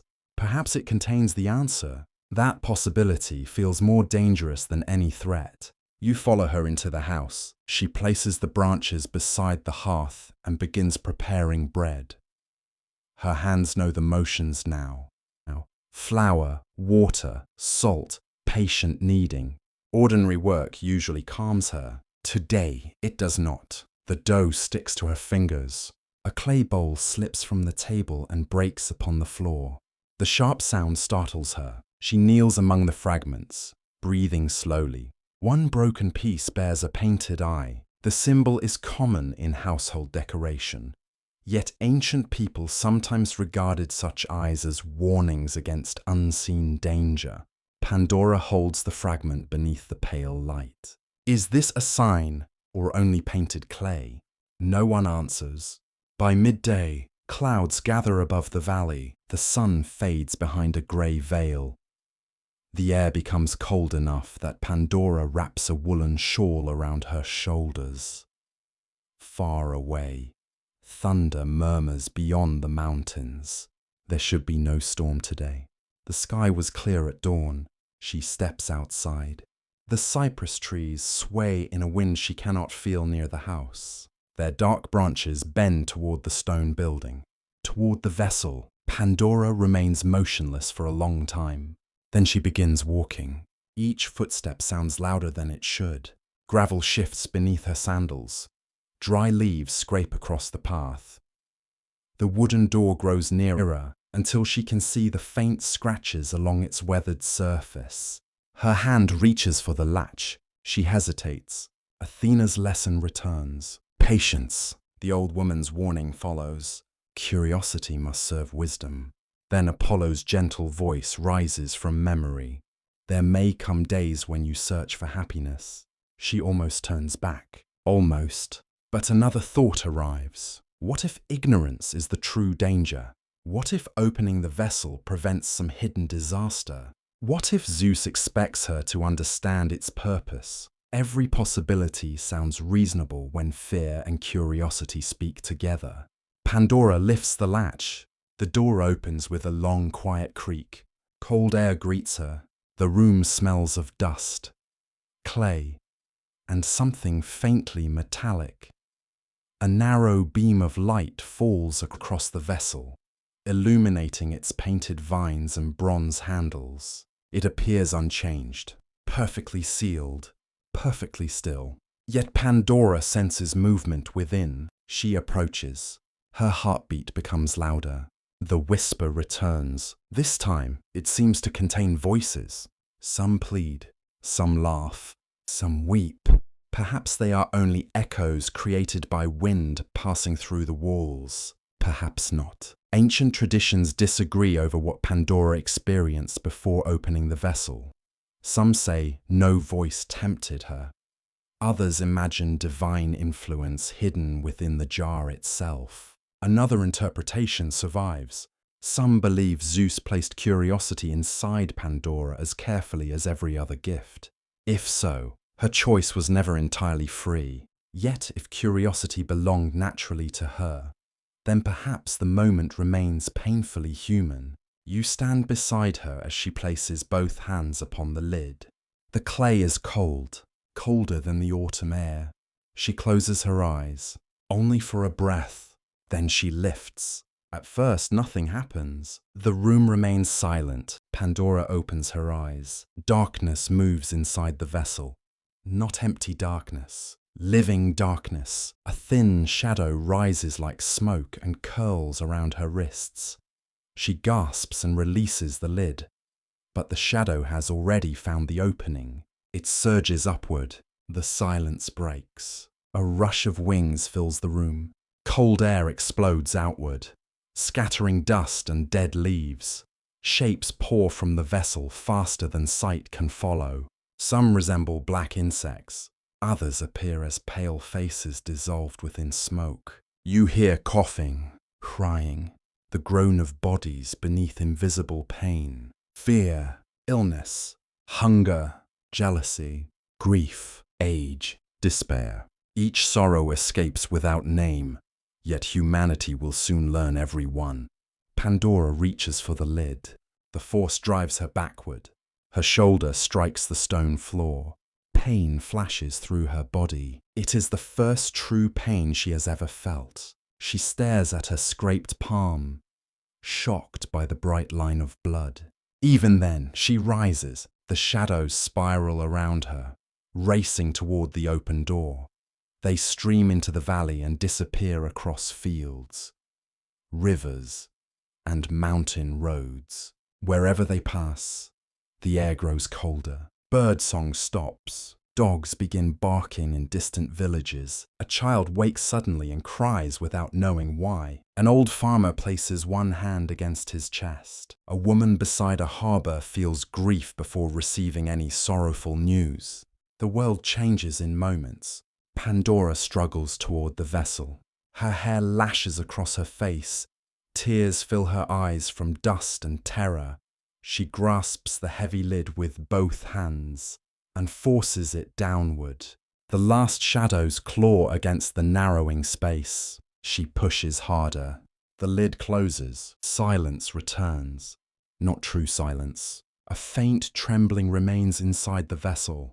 Pandora collapses beside it. Her breathing comes quickly. Her hands shake against the cold stone floor. Outside, thunder rolls across the valley, though no rain falls. She understands only one thing. She has done something irreversible. When Epimetheus returns near sunset, he finds the house empty.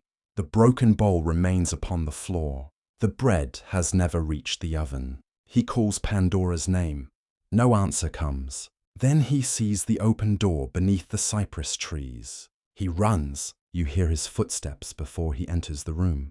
Pandora sits beside the sealed vessel, her shawl torn and her palm stained with dried blood. She looks smaller than before, more mortal. Epimetheus stops. His brother's warning returns too late. That is the tragedy hidden within his name. He understands afterward, always afterward. What happened? Pandora looks toward him. Her voice barely rises above a whisper. I wanted to know. No excuse follows. No attempt to hide. Only truth. Epimetheus kneels beside her.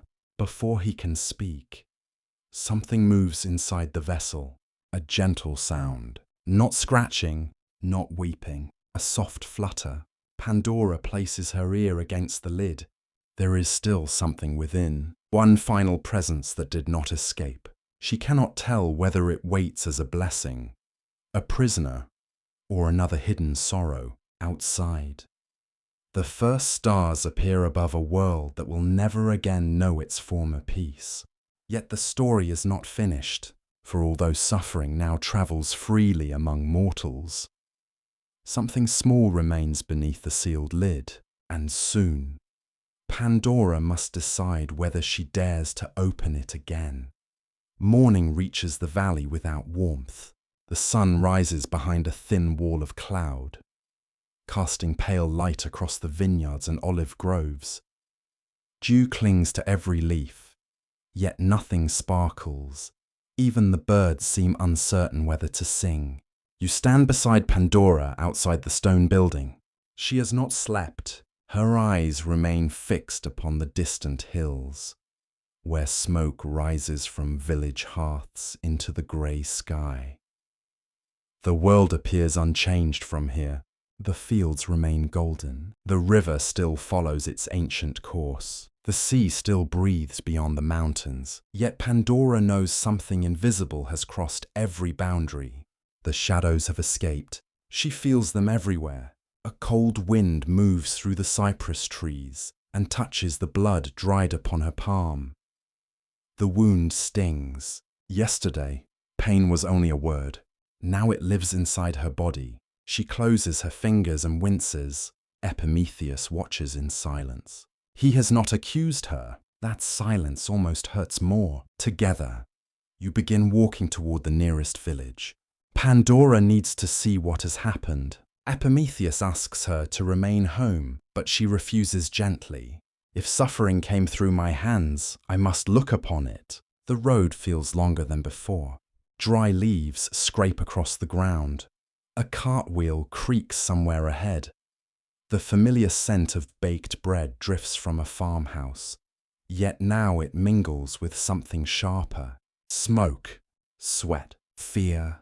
You enter the village as doors begin opening. At first, life follows its ordinary rhythm. A potter carries clay toward his workshop. A fisherman repairs a torn net beneath an awning. Women fill jars at the public fountain. Then you hear coughing. An old man leans against a wall, struggling to catch his breath. His daughter presses a damp cloth against his forehead. She looks toward Pandora with frightened eyes. He was well yesterday. Pandora kneels beside him.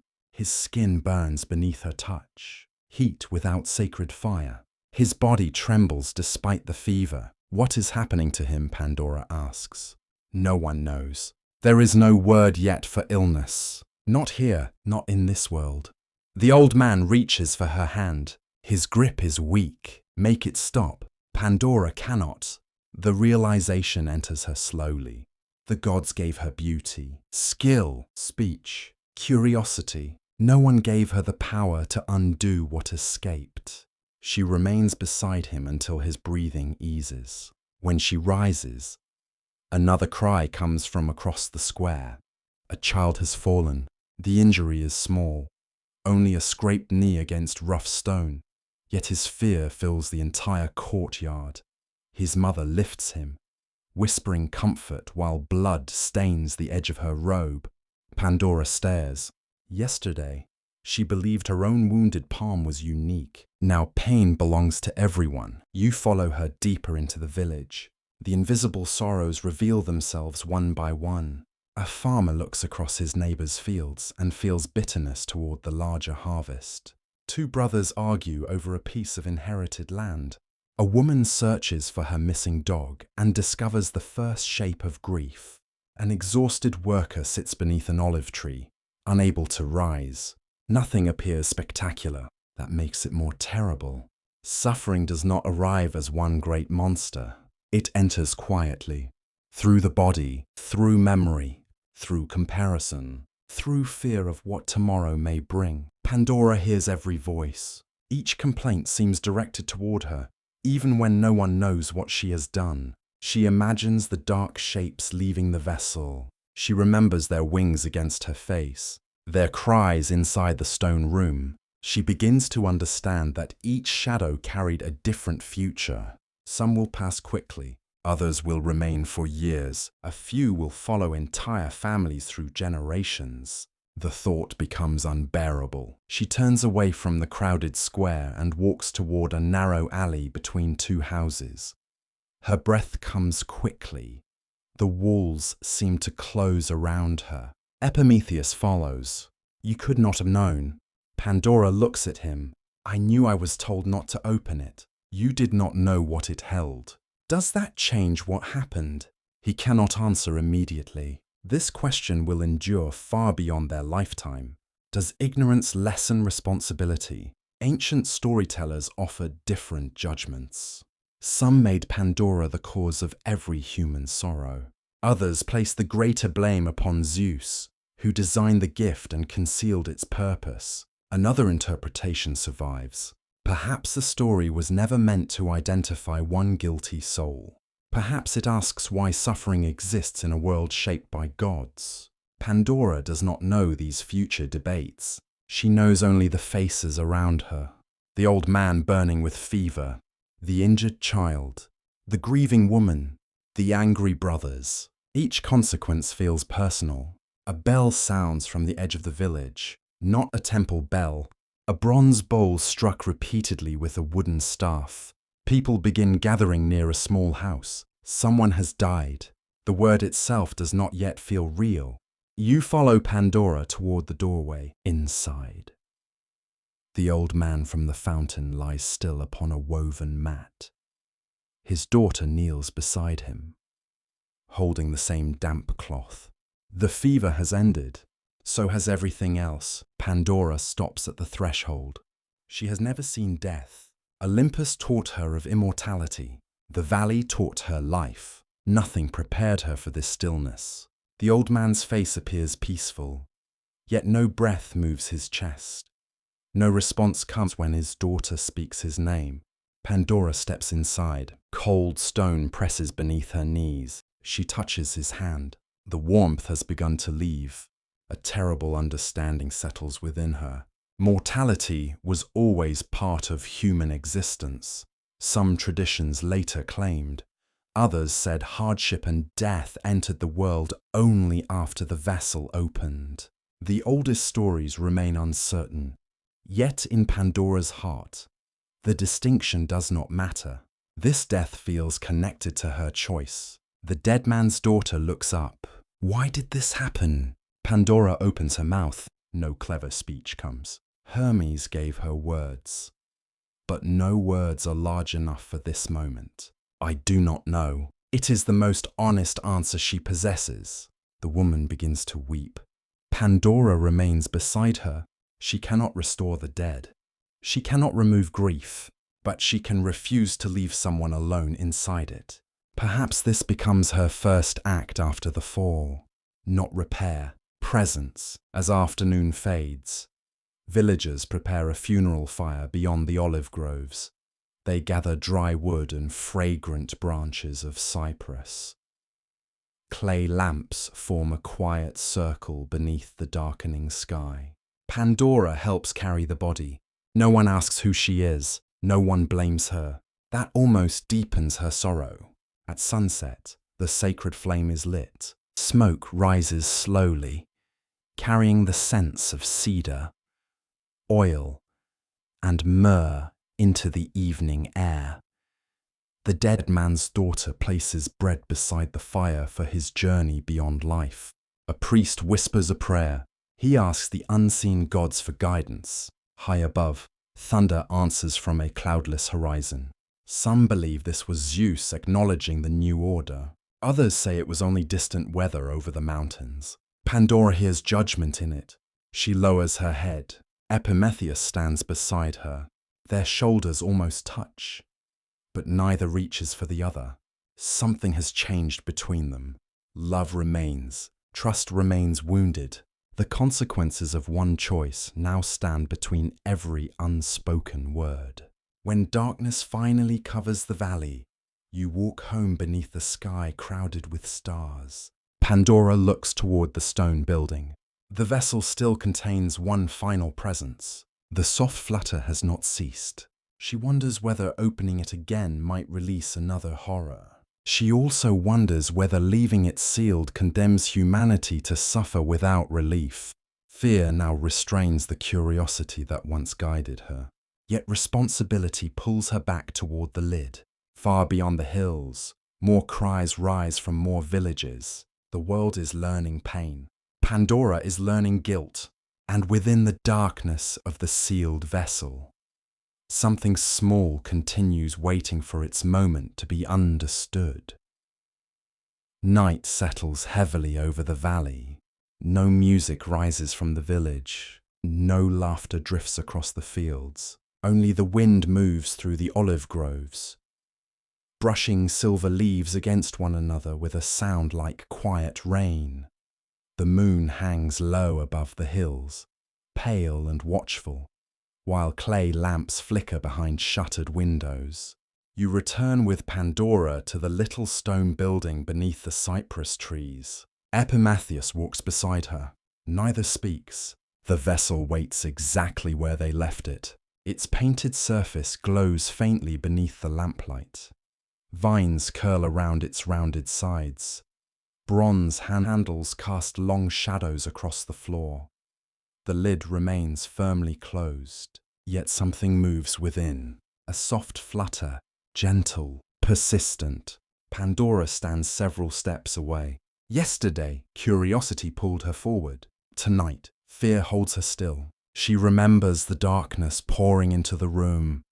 She hears again the rushing wings, the cries, and the invisible voices racing into the world. Her wounded palm aches beneath its linen bandage. The pain feels like a warning. Epimetheus raises the lamp. What remains inside? Pandora shakes her head. I do not know. Could it be another sorrow? Yes. Could it be something else? She looks toward the vessel. Yes, that uncertainty has become the center of everything. To leave the lid closed may protect the world. It may also deny humanity the only gift capable of helping. You feel the cold stone beneath your feet as silence gathers around you.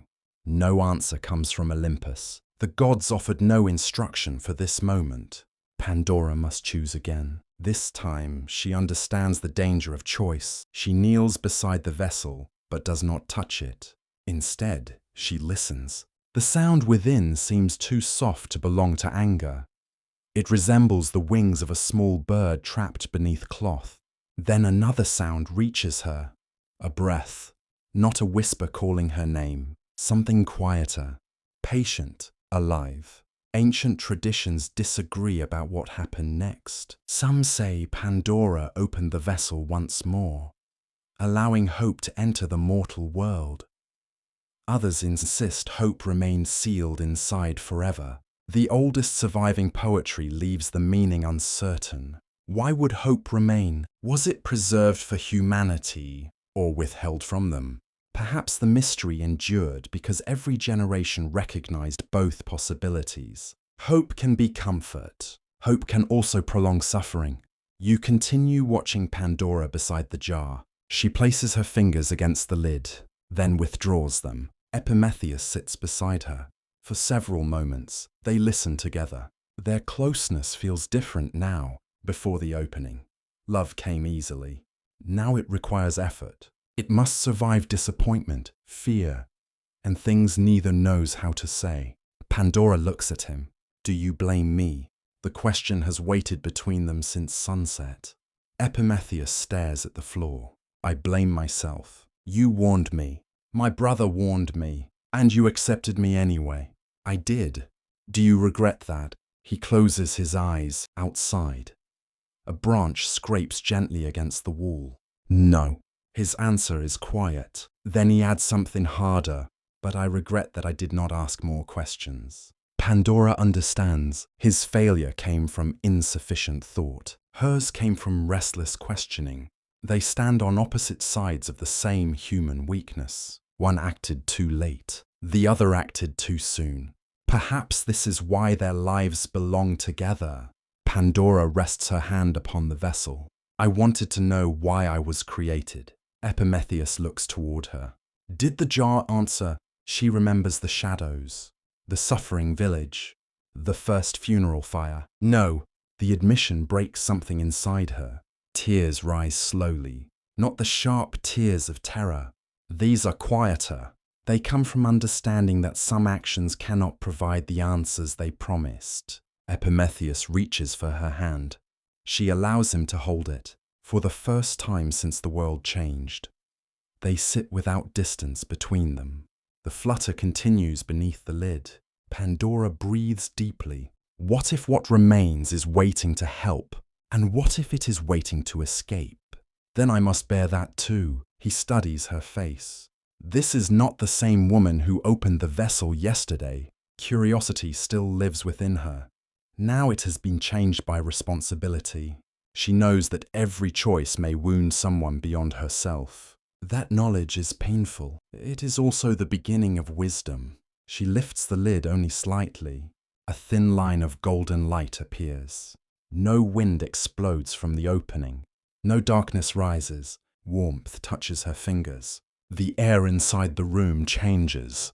The scent of dust and cold clay gives way to something faintly sweet, like spring flowers carried across distant fields. A small shape rises from the vessel. It resembles a pale moth, then a tiny bird, then only light. Its form changes with every breath. Pandora watches as it circles slowly above her head. The golden glow does not banish the darkness. It simply makes the darkness easier to endure. The light settles briefly upon Epimetheus' shoulder. He remembers harvest still to come. It passes near Pandora's wounded hand. She imagines the skin healing. Then it moves toward the open door. She could stop it. She does not. The light slips into the night. Across the valley, something subtle changes. The grieving woman beside the funeral ashes lifts her eyes toward the approaching dawn. The fevered begin imagining recovery. The hungry remember the next harvest. Those frightened by death continue lighting lamps. Nothing painful disappears. Hope does not reverse suffering. It gives people a reason to face another morning. Pandora watches the golden presents divide into countless tiny sparks. They drift toward village roofs, mountain roads, fishing harbors, and homes where grief has entered quietly. Soon they are indistinguishable from stars. The vessel falls silent, empty, or perhaps transformed. Pandora lowers the lid. This time, no voice remains beneath it. She sits back upon the cold floor. Relief does not come immediately. Hope has escaped, but guilt remains. The dead do not return. The sick are not suddenly healed. The world remains wounded, yet it is no longer defenseless. Outside, the eastern horizon begins turning grey. A new day approaches. Pandora and Prometheus step from the building together. The cold air carries the scent of wet grass and distant wood smoke. Somewhere in the darkness, a rooster calls too early. Pandora looks toward the stars fading above Olympus. Was hope meant to remain? Prometheus cannot answer. Neither can you. Some researchers believe the jar kept hope safe from the sorrows around it. Others see its imprisonment as one final cruelty from Zeus. Another interpretation survives. Perhaps hope belongs neither entirely inside nor outside. Perhaps it lives at the threshold, close enough to suffering that it understands pain, far enough beyond it to imagine change. A faint streak of light crosses the sky. Pandora watches until it disappears. She does not mistake it for forgiveness. Not yet, but she feels something new. Not innocence, that is gone. Not happiness, that will return slowly. What rises inside her is purpose. If she cannot undo suffering, perhaps she can stand beside those who endure it. If she cannot answer every question, perhaps she can learn when silence offers greater kindness. Behind her, the vessel rests in darkness. Before her, the mortal world waits. The gift of hope has been released, but whether humanity will use it wisely remains another mystery. Dawn comes slowly over the valley. A pale line of light gathers behind the eastern hills, softening the darkness without fully removing it. The vineyards lie beneath a thin layer of mist. Olive leaves shimmer faintly whenever the wind turns them toward the sky. You walk beside Pandora and Prometheus as they return home. Neither speaks. Their footsteps sound unusually clear upon the narrow path. Gravel shifts beneath their sandals. Damp grass brushes against the hem of Pandora's robe. Somewhere in the distance, a dog barks once and then falls silent. The world has changed. So has their marriage. Until now. Affection had grown between them with the ease of sunlight entering an open room. They shared bread. They learned each other's habits. They laughed over small mistakes and listened to evening birds beneath the fig trees. Now love must survive knowledge. Prometheus knows Pandora opened the vessel. Pandora knows he once received a warning about her arrival. Both carry regret. Neither knows how to begin. Inside the house, the fire has almost died. Only a few red embers remain beneath pale ash. The broken bowl still lies where it fell.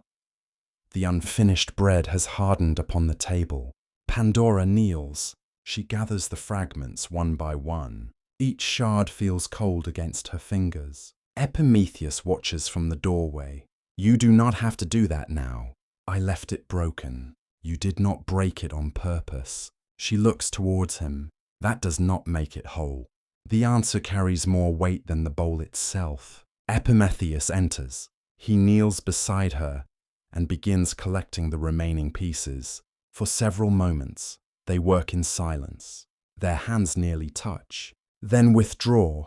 The distance between them is small enough to cross, yet neither knows how. Outside, the village begins waking. A cart creaks along the road. Someone coughs nearby. A child begins crying. Every sound reminds Pandora of what escaped. She closes her eyes. Epimetheus notices. You should rest. How can I? By allowing the day to pass. And tomorrow. Allow that day to pass too. She studies him. There is no poetry in his answer, only endurance. Perhaps that is what he understands best. His name may mean afterthought, but his heart remains steady once truth has arrived. Pandora places the last fragment upon the table. Why did you accept me? Epimetheus turns toward the fading fire. The question no longer surprises him. Because you were standing outside my home, that is not an answer. It was enough then, and now? He takes a long breath. Now I know my brother was right to warn me. Pandora lowers her eyes. The words hurt. He continues before she can turn away. But he was wrong about one thing. She waits. He believed every gift from Zeus should be refused. Epimetheus looks directly at her. You are not only what Zeus intended. Pandora does not speak. No one has said this to her before. The gods shaped her body. They gave her beauty, speech, skill, and curiosity. Zeus designed her purpose. Yet perhaps purpose does not control every choice that follows. Perhaps a created being may become more than the design of a creator. The thought frightens Pandora. It also comforts her. Then what am I, she asks. Epimetheus gives a tired smile. I think you are still becoming. The words settle gently between them. Outside, sunlight reaches the roof. Warmth begins filling the room. Pandora rises and opens the shutters. The valley appears ordinary again, but small signs reveal the new age. A farmer walks more slowly because his back aches. Two neighbors speak sharply over a boundary stone. A mother holds her feverish child near the fountain. Suffering has entered daily life. It does not announce itself with thunder. It lives beside ordinary things. You remain in the house as Pandora prepares water and clean cloths. She intends to return to the village. Epimetheus watches her fill a basket with herbs, bread, and oil. What are you doing? Helping where I can. You cannot help everyone. No. She ties the basket shut. But I can help someone. This is the first clear choice Pandora makes after the fall. Not a choice driven by curiosity. Not one directed by Zeus. A choice born from responsibility. Epimetheus reaches for another basket. I am coming with you. She looks surprised. You do not have to. I know. That simple answer begins repairing something between them. The village square is already crowded when you arrive. A woman tends a cooking fire for families too tired to prepare meals. Men carry water toward homes where illness has spread. A priest burns laurel and barley at a small roadside shrine, asking Apollo to send healing. The smoke smells bitter and sweet. Pandora moves among the sick. She cleans wounds. She cools fevered skin. She listens to the grieving. Her divine gifts cannot remove suffering, yet they allow her to meet it with grace. Athena's lessons guide her hands. Hermes' gift helps her find words. Aphrodite's blessing becomes compassion rather than beauty alone.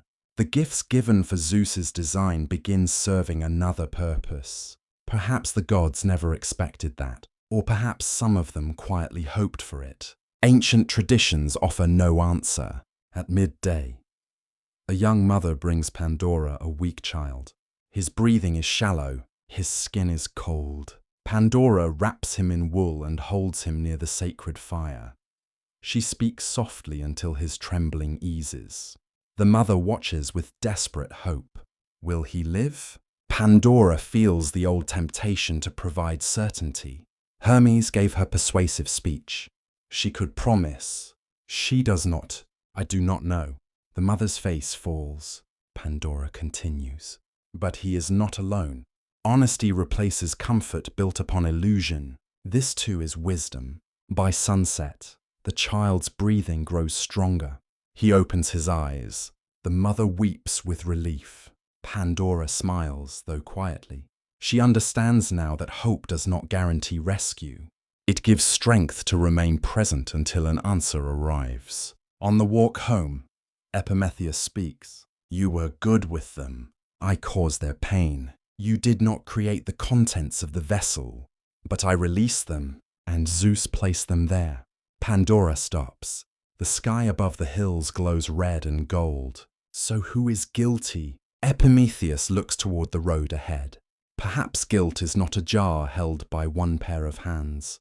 The answer surprises her. It surprises him too. He continues more slowly. My brother defied Zeus. Zeus answered with deception. I ignored the warning. You opened the lid. Each choice touched the next. A consequence chain. No event stands alone. Pandora looks back toward the village. Smoke rises peacefully from the rooftops. Perhaps blame can be shared without disappearing. Perhaps responsibility begins when each person carries their own portion.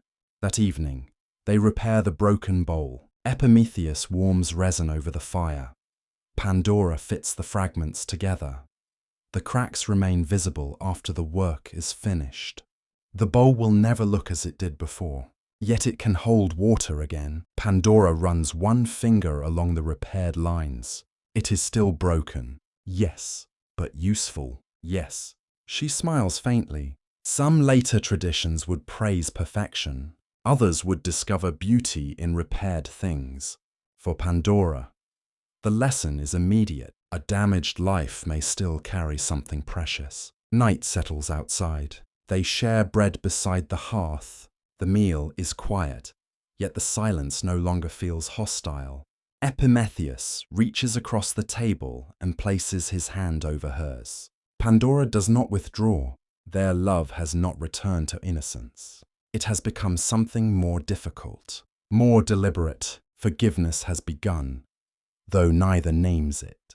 Beyond the roof, stars appear across the dark sky. One bright point glows near the western horizon. Ancient observers sometimes regarded such evening stars as signs of reconciliation after conflict.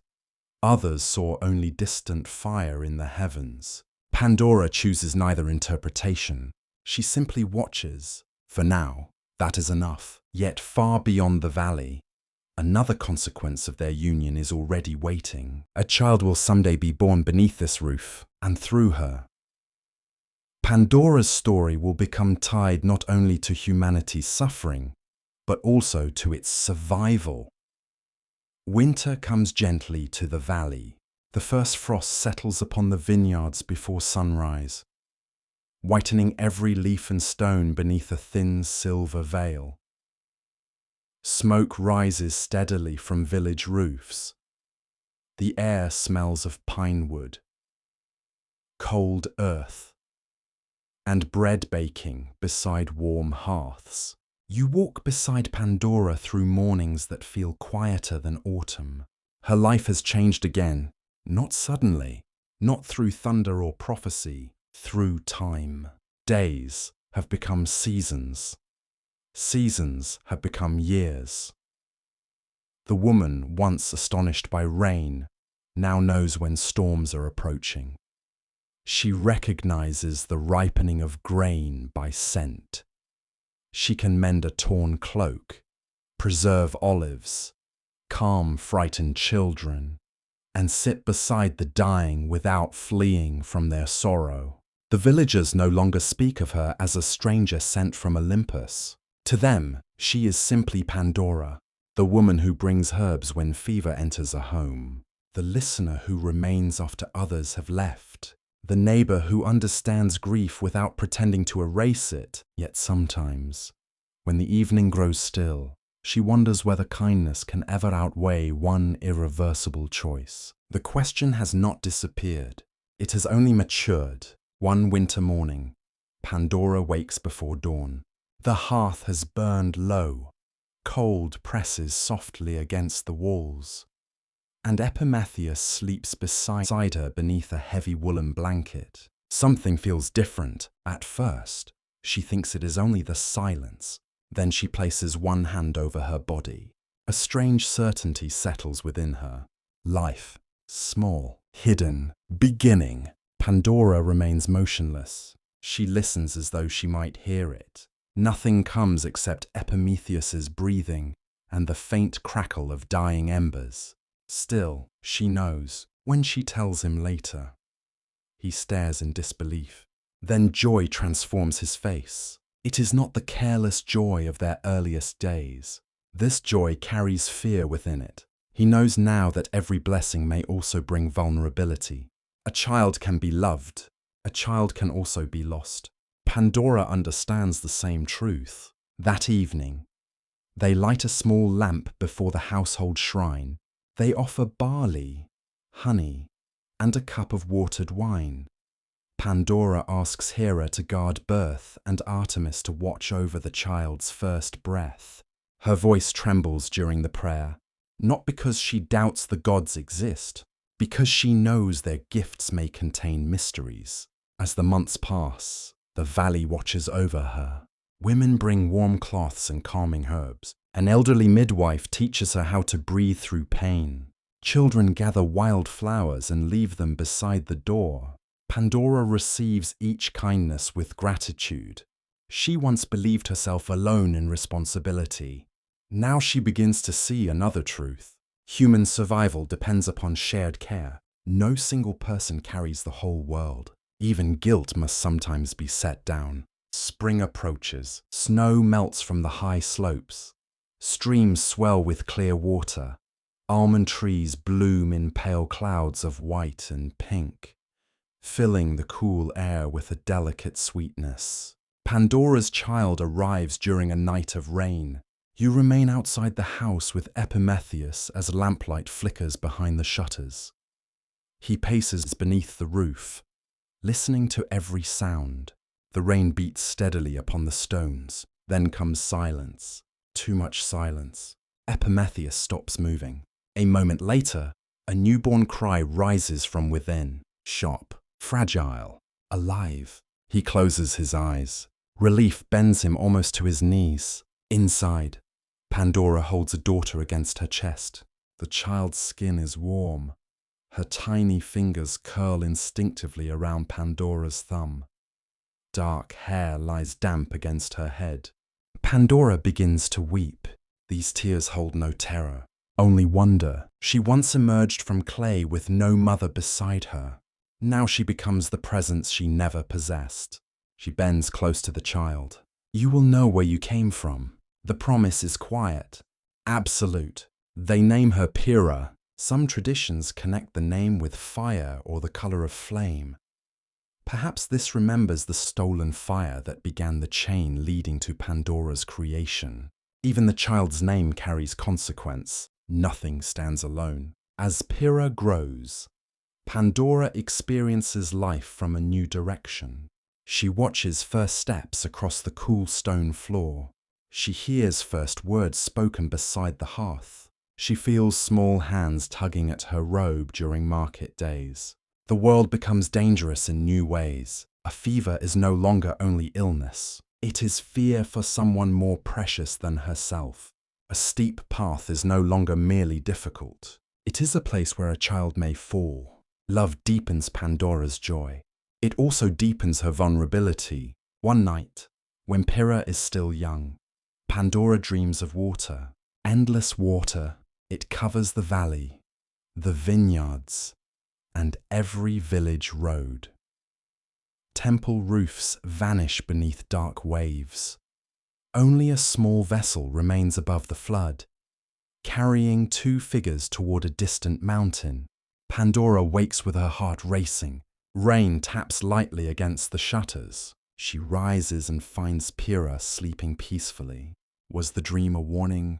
A memory sent backward from destiny, or only a mother's fear shaped by winter storms? Ancient traditions cannot answer, yet the image remains with her. Years pass. Pyrrha grows into a thoughtful young woman, steady where Pandora once felt restless.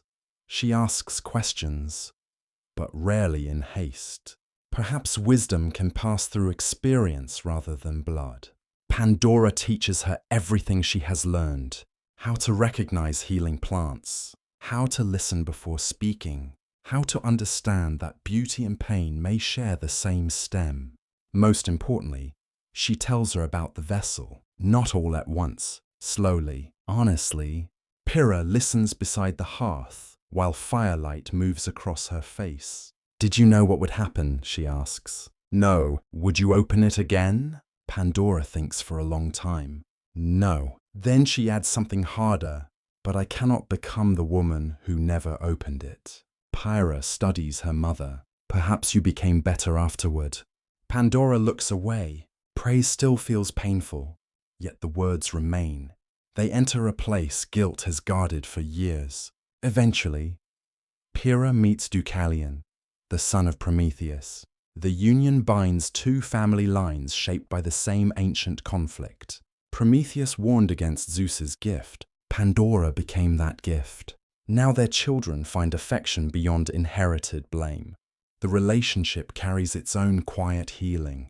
Some storytellers would later say that Deucalion and Pyrrha became the only righteous survivors of a great flood sent by Zeus to destroy a corrupted age. When the waters receded, they sought guidance from the divine.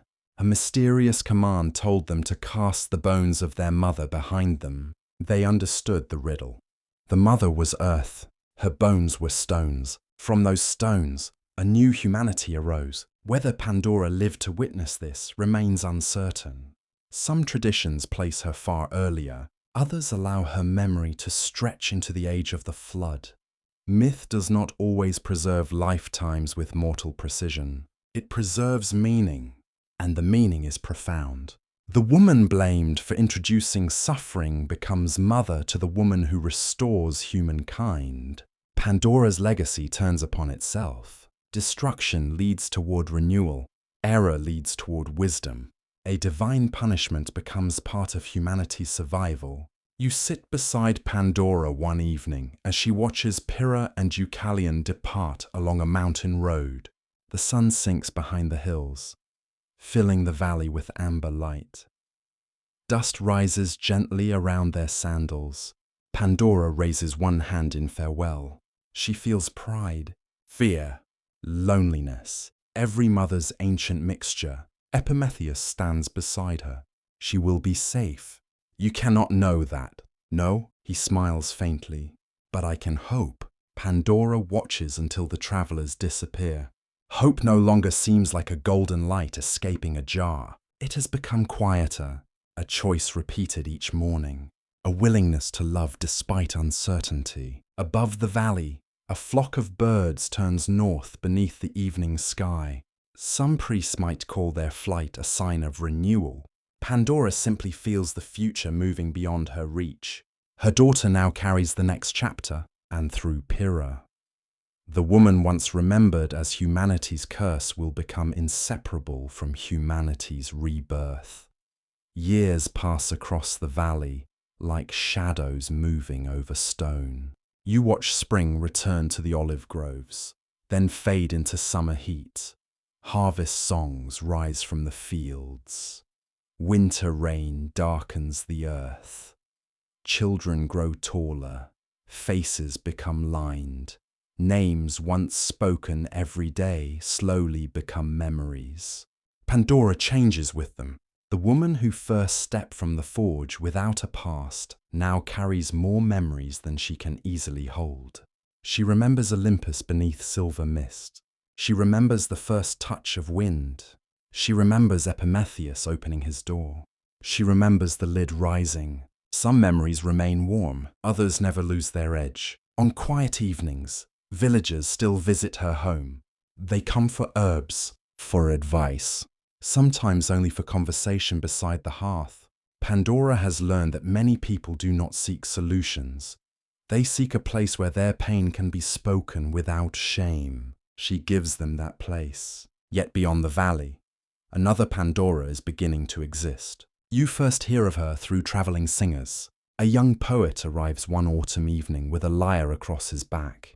He joins the villagers near the harvest fire, where figs, bread, and wine are shared beneath a clear sky. The music begins softly. Then the poet tells a familiar story. He sings of Prometheus, of stole of fire, of Zeus and divine anger. Then he sings of a beautiful woman created as punishment. The villagers grow still. Pandora listens from the edge of the gathering. At first, the tale resembles her life. Then it changes. The singer describes her as irresistible and dangerous. He speaks of deception in her heart. He claims she opened the vessel through foolishness alone. There is no mention of her uncertainty, no mention of the voices, no mention of the wounded people she later served. The song ends with humanity condemned by one woman's curiosity. The listeners murmur. Some glance toward Pandora. The poet does not know who she is. Perhaps he would not believe her if told. Epimetheus notices the tension in her face. He reaches for her hand. She remains until the final note fades. Then she rises and walks home alone. You follow her along the moonlit path. Dry grass brushes against her sandals. Crickets sing from the stone walls. The air smells of smoke and crushed grapes. Pandora says nothing until the village fire lies far behind. Is that how they remember me? Epimetheus has followed at a distance. He answers carefully. It is one version. It sounded simple. Songs often become simple so people can remember them. She stops. But what they remember may not be true. He cannot deny it. Stories are not jars. No lid can hold them closed. Once released, they travel where they wish. Pandora knows this better than anyone. The thought brings an old pain. Another thing has escaped her control. That night, sleep comes slowly. When it arrives, she dreams of many faces wearing her own. One face smiles wickedly, another weeps. Another appears empty, beautiful, and obedient. A final face is made of clay without eyes. They circle her beneath a starless sky. Which one are you? They ask. Pandora wakes before dawn. Cold air fills the room. The hearth has gone dark. She walks outside and sits beneath the fig tree. The eastern horizon is beginning to pale. For the first time, she feels separated not only from her past, but from her own name. Pandora, the all-gifted, the gift of all, the giver of all. Ancient language allows several shades of meaning, and later scholars will continue debating them. Was she named because every god gave something to her, or because she gave everything to humanity, including hardship and hope? Another interpretation survives. Perhaps her name once belonged to an earth goddess who offered all fruits of the soil. If so, the story told around the harvest fire preserves only part of a much older memory.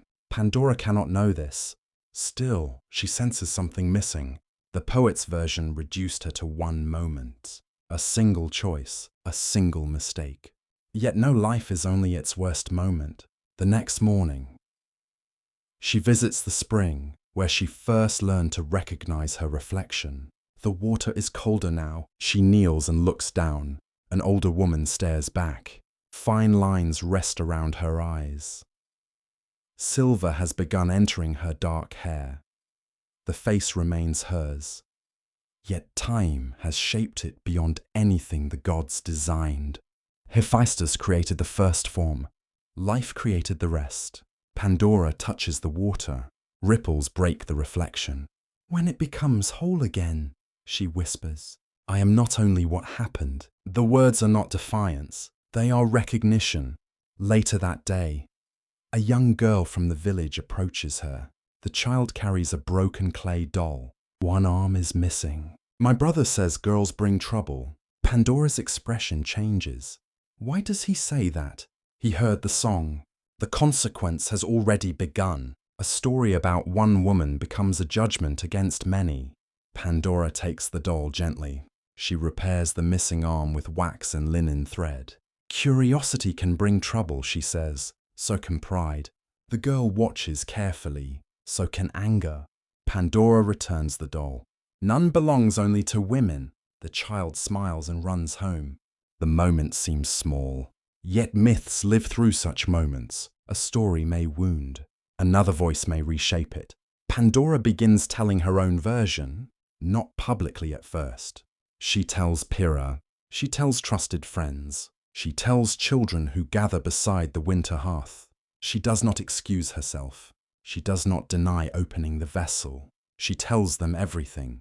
Her confusion, her fear, her guilt, her choice to release hope, her years beside the suffering. The listeners hear something different from the poet's song. Not a warning against one dangerous woman, a warning about hidden intentions, about decisions made without understanding, about blame that grows too simple. Some prefer the easier story, others remember hers. This may explain why multiple traditions survive. Oral tales change from village to village, shaped by those who preserve them. Historians continue to debate which version reflects the earliest beliefs. The answer may never be recovered. One evening, Pandora receives a visitor from a distant sanctuary. The woman wears a dark robe and carries a small bronze pendant shaped like grain. She claims to serve an ancient earth deity, sometimes called Pandora. The name startles you. The priestess speaks of the earth as all-giving.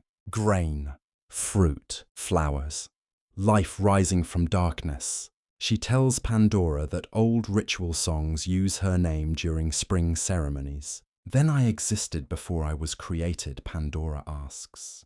The priestess smiles. Perhaps the gods gave you an older name. Why? So people would remember that every gift has roots beneath the earth. The answer creates another mystery. Was Pandora first imagined as a generous earth figure, later transformed into the cause of suffering? Or did the two meanings always exist together? Abundance and danger, life and mortality, beauty and pain upon one stem. The priestess leaves before sunrise. She gives Pandora the bronze pendant. Its surface feels cool and heavy in her palm. That night, thunder sounds far beyond the mountains. No storm reaches the valley. Pandora stands beneath the stars, holding the little image of grain. She understands that her story no longer belongs entirely to her. Poets will alter it, priests will interpret it, parents will use it as warning, philosophers will turn it into argument, artists will give her 1,000 different faces.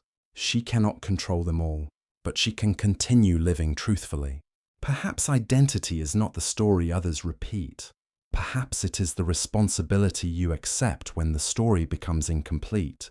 You remain beside Pandora as the night deepens. She looks toward Olympus, now only a dark shape against the sky. For years, she asked why she was created. The question remains. Yet another has slowly replaced it. What will she choose to become? Far away, another singer begins learning the story, and this time, the version he hears includes the light that escaped after darkness.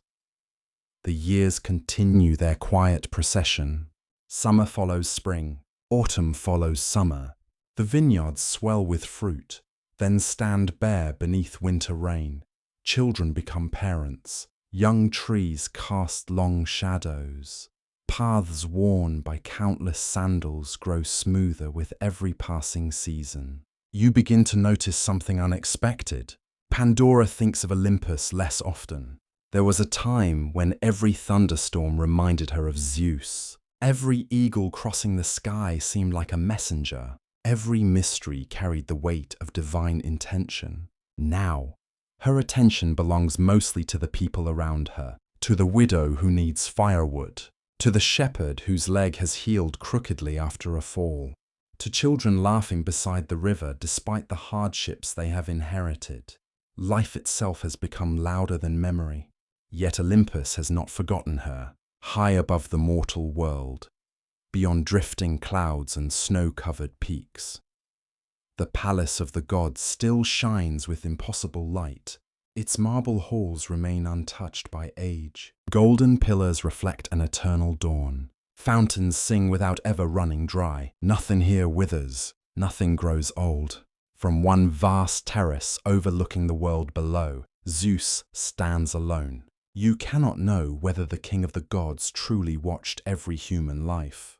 Ancient traditions offer different visions. Some imagined Zeus observing all things with perfect awareness. Others believed even the ruler of Olympus relied upon divine messengers and chance encounters to learn the affairs of mortals. Tonight, imagine him standing in silence, not as the thunderbolt-wielding conqueror who defeated the Titans, not as the judge whose anger reshaped the age of men, simply as a ruler watching the consequences of one decision continue unfolding. Far below, tiny fires glow across Greece. Villages, harbors, mountain farms, thousands of lives, millions of choices. The shadows released from Pandora's vessel have done their work. Illness walks beside health. Grief follows love. Jealousy shadows success. Old age arrives for every family. Yet Zeus notices something unexpected. Humanity has not surrendered. A fisherman repairs his torn nets after a storm.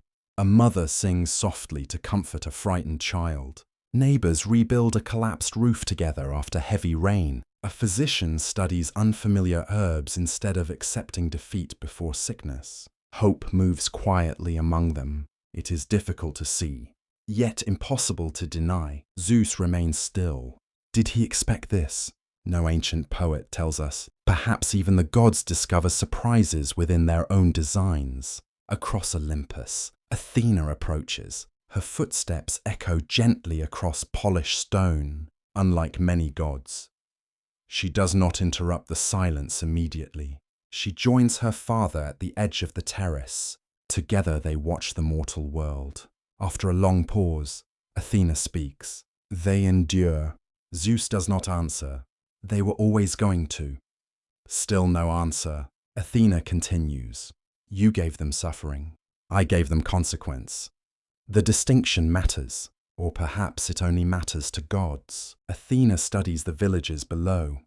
They have made something from it.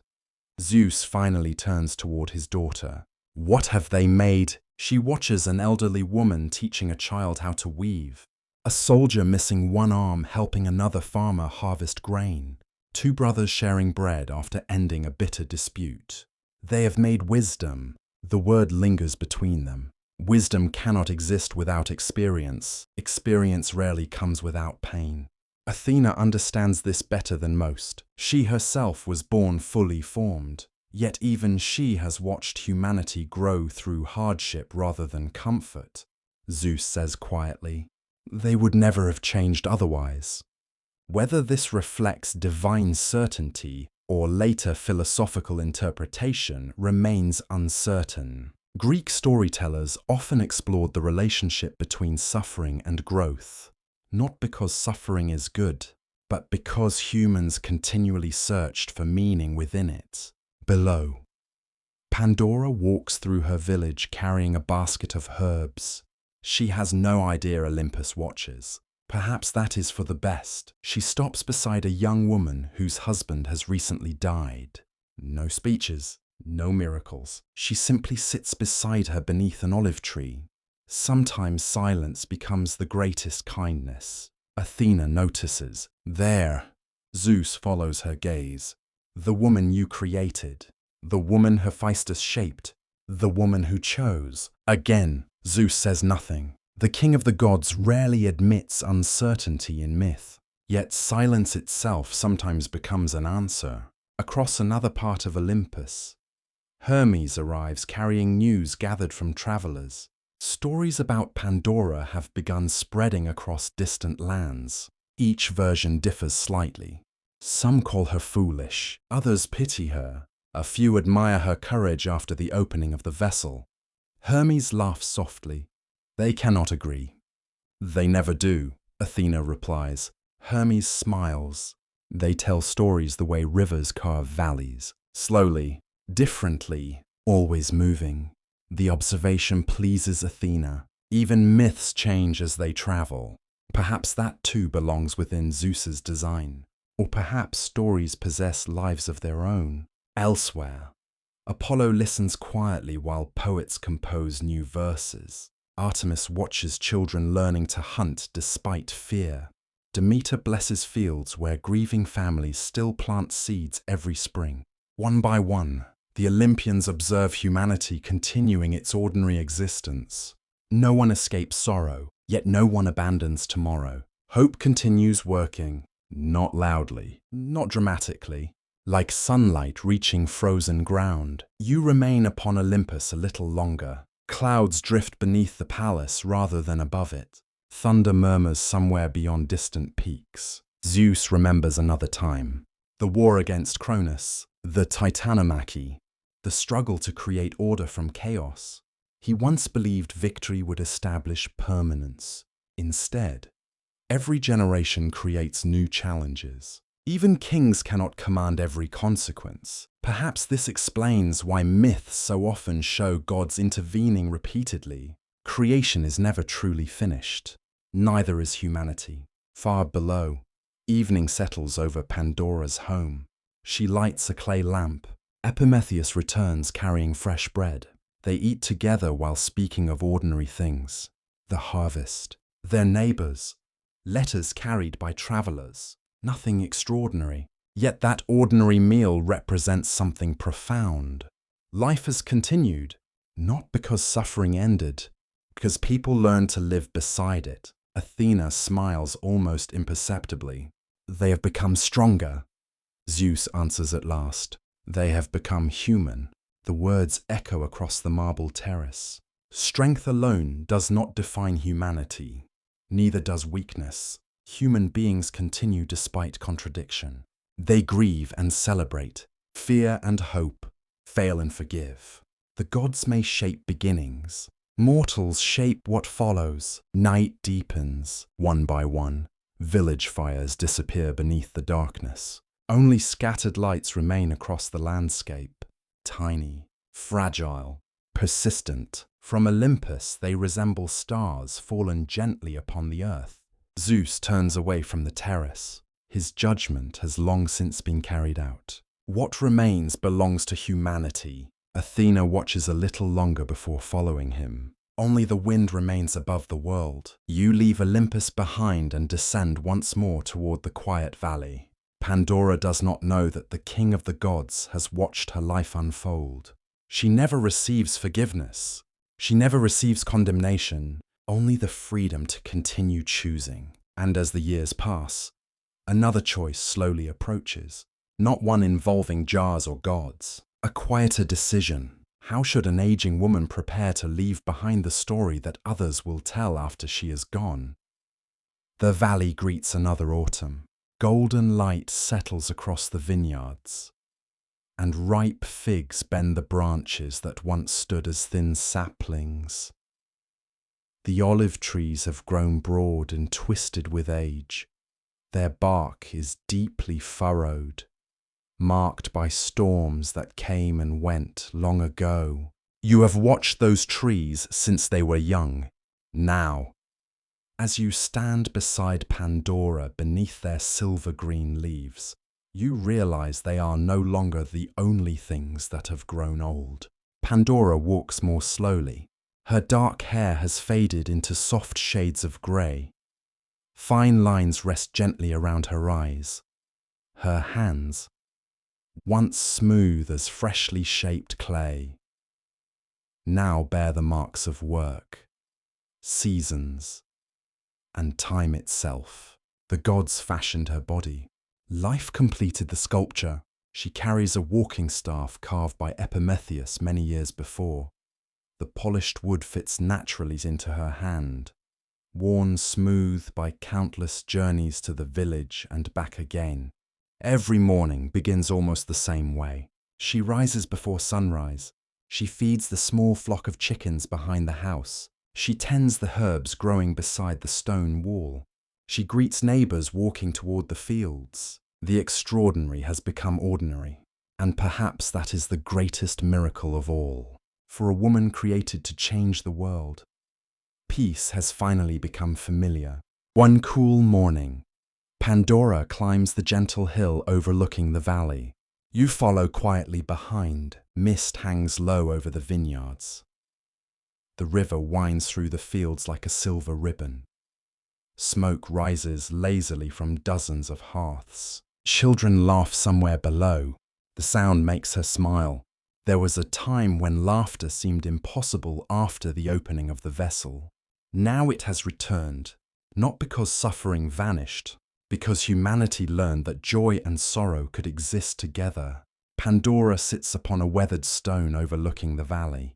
She has rested here many times before. This place has become her companion. She watches the people below begin another ordinary day.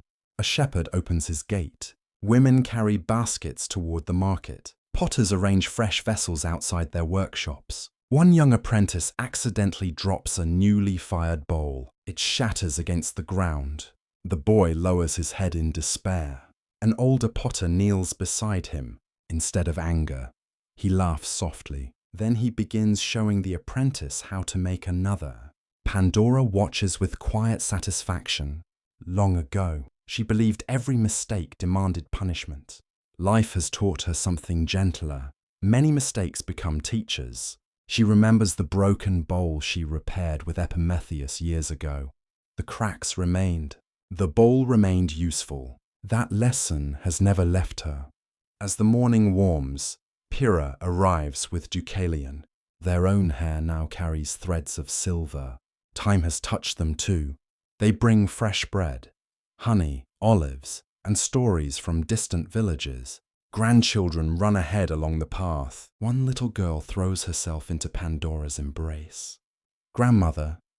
Pandora laughs. The sound surprises even her. It rises freely, untouched by guilt. She lifts the child onto her lap. Tiny fingers explore the wrinkles on her face. "Why is your skin different?" Pandora smiles. "Because every year leaves a little memory behind." The child considers this very seriously. "Does that hurt?" "Sometimes." "Can you take the memories away?" Pandora looks across the valley before answering. "I wouldn't want to." The child nods, apparently satisfied. Then she races away chasing butterflies among the wildflowers. Pandora watches her go. Years ago, she would have worried about every hidden danger. Now she understands something impossible to learn without living. Love requires allowing others to walk beyond your reach. You cannot protect every step, only bless the journey. That afternoon, the family shares a meal beneath the fig tree. Fresh bread tears easily between warm hands. Goat cheese carries the sharp scent of herbs. Sweet figs stain children's fingers purple. The conversation wanders from harvests to weather, from travelers to songs heard in distant towns. Eventually, one grandson asks the question every child asks. "Grandmother." She looks toward him. "Is it true you opened the jar?" The table grows quiet. No one interrupts. Pandora has answered this question before. She never answers it exactly the same way. "Yes." "Were you trying to hurt everyone?" "No." "Then why?" She looks toward the fading afternoon light. "When I was young, I believed every question deserved an answer." The boy waits patiently. Now I know some questions deserve humility before answers." He frowns thoughtfully. "I don't understand." Pandora smiles. "I didn't either." The children laugh. Even the adults do. The conversation moves on. Yet one granddaughter remains beside Pandora after the others begin playing. "Are people angry with you?" Pandora thinks carefully. "Some are." "Does that make you sad?" "Sometimes." The little girl reaches for Pandora's hand. "I like you." Pandora's eyes become moist. "So do I." No defense, no explanation, only affection freely given. As evening approaches, Deucalion walks with Pandora along the edge of the vineyard. The air smells of crushed grapes and cooling earth. He has grown into a thoughtful man, much like his father Prometheus. "There are many stories about you now," he says. "I know." "Some are unfair. They belong to those who tell them. But does the truth matter?" Pandora considers the question. "The truth always matters." "Then why not correct everyone?" She smiles gently. "Because people rarely surrender stories they find useful." He nods slowly. "So what should we do?" "Live well enough that those who know us tell a fuller story." The answer satisfies him. Not completely. Some wisdom is meant to remain unfinished until experience completes it. That night, Pandora cannot sleep. The moon fills the room with pale silver light. She steps outside alone. Crickets sing among the stone walls. The stars appear brighter than they did in youth, or perhaps older eyes notice different things. She walks toward the small stone building where the vessel once rested. The room now stands empty. Dust covers the floor. A swallow has built a nest beneath the roof. Life has claimed the place where sorrow first escaped. Pandora sits quietly inside. She remembers the darkness. She remembers hope. She remembers believing her life had ended that day. She smiles softly. How strange memory becomes. The moment she once believed destroyed everything eventually became only one chapter among many. She thinks of the people she has helped, the children she watched grow, Pura, her grandchildren, the countless ordinary mornings that followed the extraordinary mistake. Perhaps a life cannot be measured by its worst decision, nor by its greatest triumph. Perhaps it is measured by what comes afterward. Ancient philosophers would later wrestle with similar questions. Can virtue exist after failure? Can wisdom grow from regret? Pandora has no philosophy to offer, only a life. Outside, dawn begins touching the eastern horizon. She rises slowly. One hand rests briefly upon the empty stone pedestal where the vessel once stood. "It is finished," she whispers, whether she speaks to the jar, to Zeus, or to herself. Only the morning knows. As you leave the quiet building beside her, another season begins.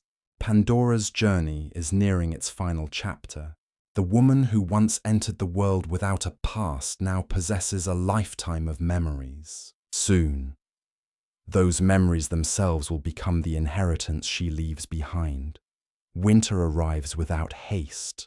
The mountains wear pale crowns of snow, while the valley below remains green enough for olive trees to whisper beneath the wind. Frost gathers each morning along the stone walls, before quietly disappearing beneath the first touch of sunlight. You notice the seasons more carefully now, not because they have changed, because Pandora has. The walk to the village takes longer than it once did. The basket she carries feels heavier. Some mornings, she pauses halfway up the familiar hill simply to catch her breath and admire the valley she has known for so many years. Age has slowed her body. It has not diminished her attention. She still notices the first almond blossom, the scent of rain before clouds appear. The way children laugh differently from their parents. Small things have become precious. Perhaps they always were. One afternoon, as she gathers rosemary near the edge of her garden, a sudden weakness passes through her. Her knees tremble. The basket slips from her hands. Sprigs of thyme and lavender scatter across the ground. You reach toward her instinctively, though you know this memory cannot be changed. She steadies herself against the old olive tree planted during the first years of her marriage. Its trunk is broader now than two people could embrace. Its roots have survived storms, droughts, and countless harvests. Pandora smiles faintly. We are growing old together. When she returns home, Prometheus notices immediately. You should have called for me. I only lost my balance. You never lose your balance. I do now. There is no fear in her voice, only acceptance. He helps her sit beside the fire. For a long while they watch the flames without speaking. Their silence has changed over the years. Long ago, silence held uncertainty. Now it carries companionship. Words are no longer required to reassure one another. That evening, Pyrrha arrives. One glance at her mother tells her everything. Children, no matter how old they become, recognize changes in their parents before anyone else. You've been hiding this. Pandora smiles. I have been living it. Pyrrha kneels beside her. Are you ill? I am old. The distinction matters. Not every weakness is an enemy.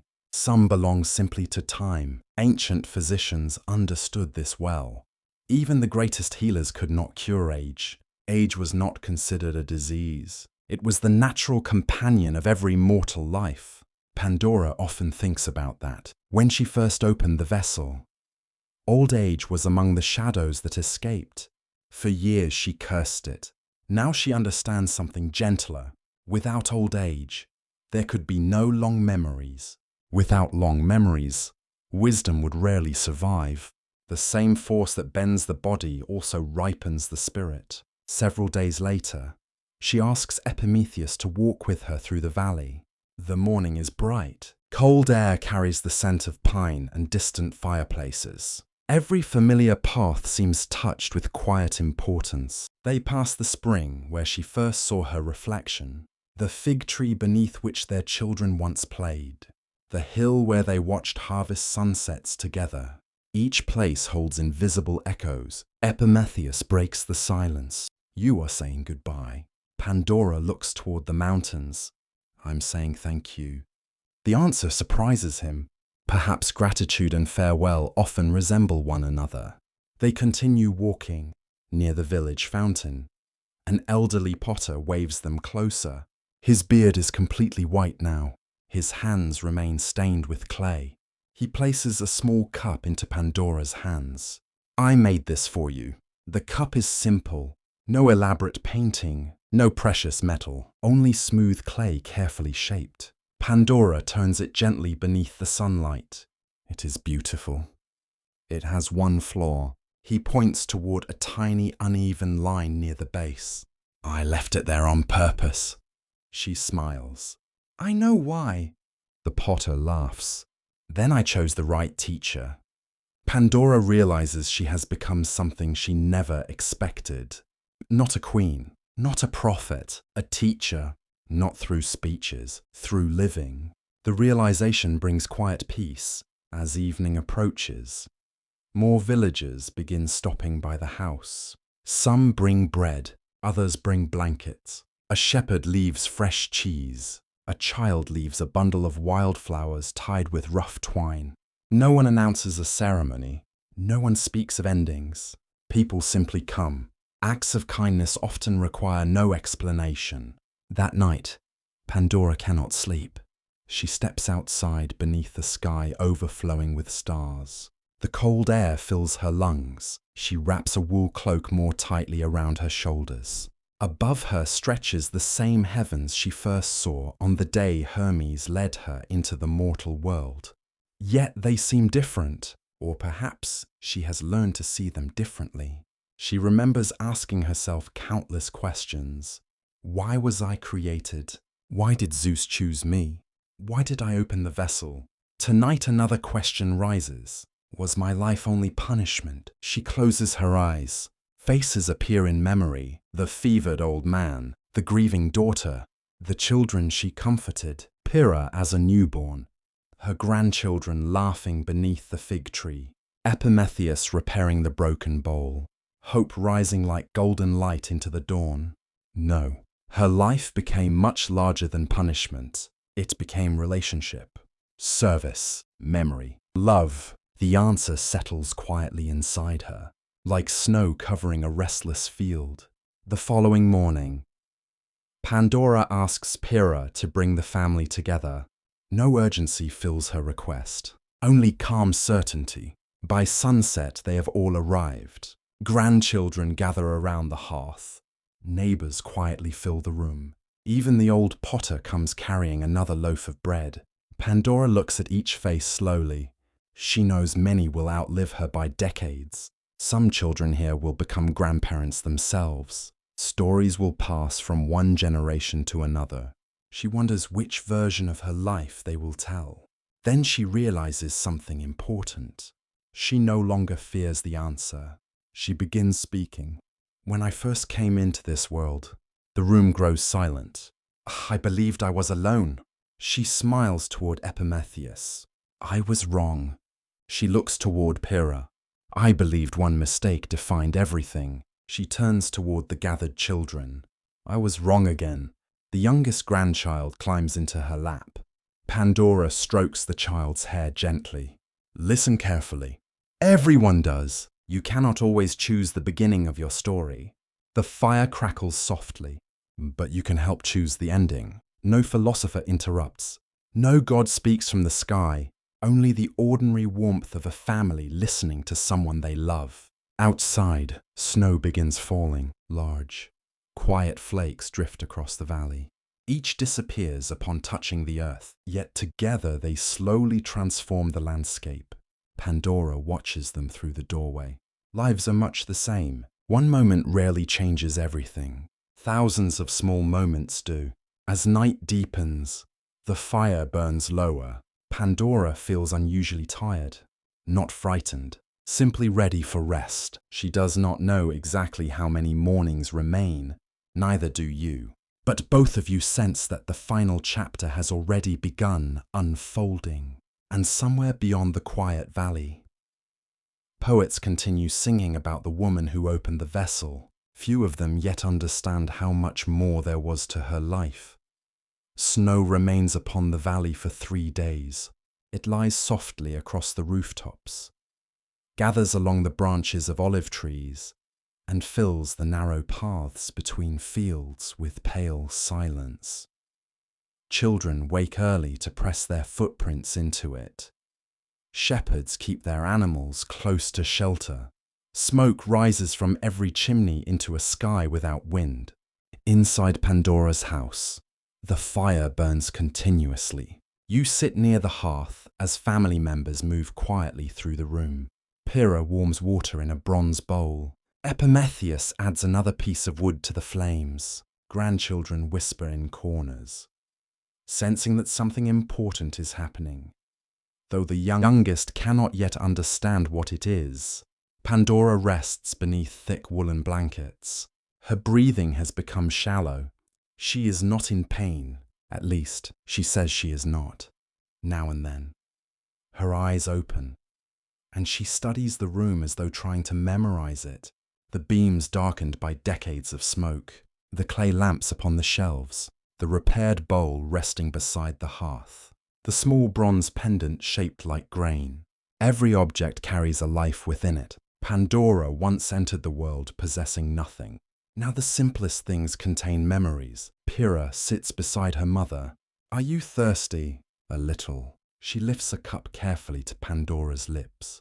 The water tastes faintly of mint. Pandora smiles. You always add too much. Pyrrha laughs through tears. You always say that. The ordinary exchange comforts them both. Death often approaches beside ordinary things. A cup of water, a blanket adjusted, a familiar complaint repeated one final time. Outside, churchless bells do not ring, for this is an age before such customs. Instead, neighbors place clay lamps along the path leading to the house. One by one, the flames appear, a quiet trail of light through the snow. No decree commands them. No priest organizes the gesture. The villagers simply remember. Pandora has sat beside many of their beds. Now they keep watch beside hers. As evening approaches, an elderly woman enters carrying dried poppies and willow bark. She has known Pandora since childhood. These may help you sleep. Pandora accepts the herbs, but does not drink them immediately. I have slept enough. The woman understands. She kneels and kisses Pandora's forehead. No one speaks of farewell. The word feels too final, yet every touch carries it. Epimetheus remains near the doorway. Age has bent him too, though grief makes him appear suddenly older. He watches every movement with the helpless attention of someone searching for a task that might delay the inevitable. He straightens blankets that are already straight. He checks the fire though it burns brightly. He opens the shutters and closes them again. Pandora notices. Come here. He crosses the room. She reaches for his hand. His fingers are rough and warm. For a long time they say nothing. You remember their first days together. His uncertainty, her questions, the wedding beneath olive branches, the vessel, the silence after the world changed. Every wound between them has become part of the same long bond. Pandora looks toward him. Do you still regret accepting me? Epimetheus lowers his head. Never you. The gift. Sometimes. She smiles faintly. That is fair. He squeezes her hand. I should have protected you. From Zeus. From the vessel. From yourself. He does not answer. Pandora's gaze softens. You stayed. It was not enough. It was everything. The words break through the composure he has guarded all day. Prometheus begins to weep. Not loudly. His shoulders tremble as he bows over her hand. Pandora strokes his hair, as she once comforted frightened children. The roles of a lifetime quietly reverse. You taught me to think before acting, he says. You taught me to keep living afterward. They sit together until the fire lowers, beyond the shutters. The snow reflects the rising moon. The valley glows with pale blue light. Pandora asks Pyrrha to open the door. Cold air enters the room. It carries the scent of pine, smoke, and snow-covered earth. Pandora breathes deeply. This was the first thing I loved, the cold one grandchild asks. The air. The child moves closer. Pandora looks toward all of them.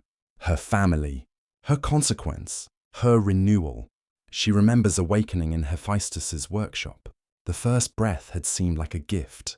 Now the final breaths feel connected to it. One opening, one closing, a life held gently between them. Ancient Greek traditions preserve no clear account of Pandora's death. No famous tomb was universally identified as hers. No heroic battle marked her final hour. Her ending disappears into the uncertainty surrounding her beginning. Perhaps this is fitting. Pandora's most important moments were not those celebrated by kings. They happened beside hearths, at sickbeds, along quiet roads, inside ordinary homes. Later poets were more interested in the vessel than the woman who grew old afterward. So myth often leaves her frozen in youth. Beautiful, curious, reaching forever toward the lid. But you have walked beside another Pandora. A woman shaped not only by divine hands, but by decades of mortal choices. A woman who learned that remorse can either imprison a life or deepen it. A woman who stayed. Near midnight, the family begins singing. It is an old harvest song associated with Demeter and the turning seasons. The melody is slow, repeating like footsteps along a familiar path. Pandora's lips move faintly with the words. She has sung it at weddings, at births, during autumn fields. Now it becomes a song of departure when the final verse ends. She looks toward Pyrrha. You dreamed of water once, Pyrrha says suddenly. Pandora's eyes widen with recognition. Yes. Did you ever understand it? No. Pyrrha looks toward Deucalion.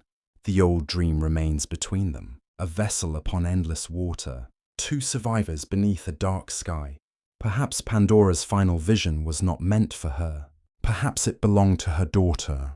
Pandora whispers. When the waters come, remember the earth. Pyrrha leans closer. What waters? But Pandora has closed her eyes. For a moment, everyone believes she has fallen asleep. Then her breathing returns. One gentle breath. Another. She opens her eyes a final time. The room appears blurred now. Lamplight becomes golden mist. Faces become shapes of warmth. Perhaps she sees Olympus. Perhaps the old house. Perhaps nothing beyond those she loves. Her gaze finds Prometheus, then Pyrrha, then the youngest child standing beside the bed.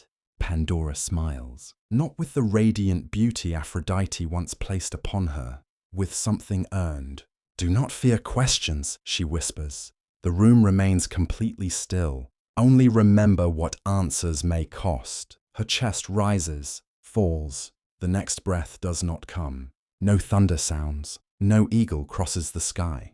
The gods offer no visible sign. Only the fire shifts softly in the hearth. A single spark rises and disappears. Prometheus lowers his forehead to her hand. Pyrrha closes her mother's eyes. Outside, snow continues falling. By morning, the villagers gather. They wash Pandora's body with warm water scented with rosemary and myrrh. They dress her in a simple woven robe. Pyrrha places the bronze grain pendant upon her chest. According to custom, a coin is placed near her mouth for the ferryman who carries the dead across the dark river. Whether Charon accepts those connected to divine punishment, no tradition explains. Perhaps Athena guides her. Perhaps Hermes returns to escort the woman he once led down from Olympus. Or perhaps death welcomes her as it welcomes every mortal. They carry Pandora beyond the olive groves. The funeral fire is built upon the same hill where she once watched the valley awaken. Prometheus lights the first branch. Flames rise into the cold morning. The villagers tell stories while the fire burns. Not of the jar, not at first. They remember herbs brought during fever, bread shared during famine, a broken doll repaired, a grieving widow comforted beneath an olive tree. For one day, the life becomes larger than the legend. Smoke climbs toward the sky. Pandora returns to the elements from which she came. Earth, fire, air, and perhaps, somewhere within the unseen world, hope is waiting for her again.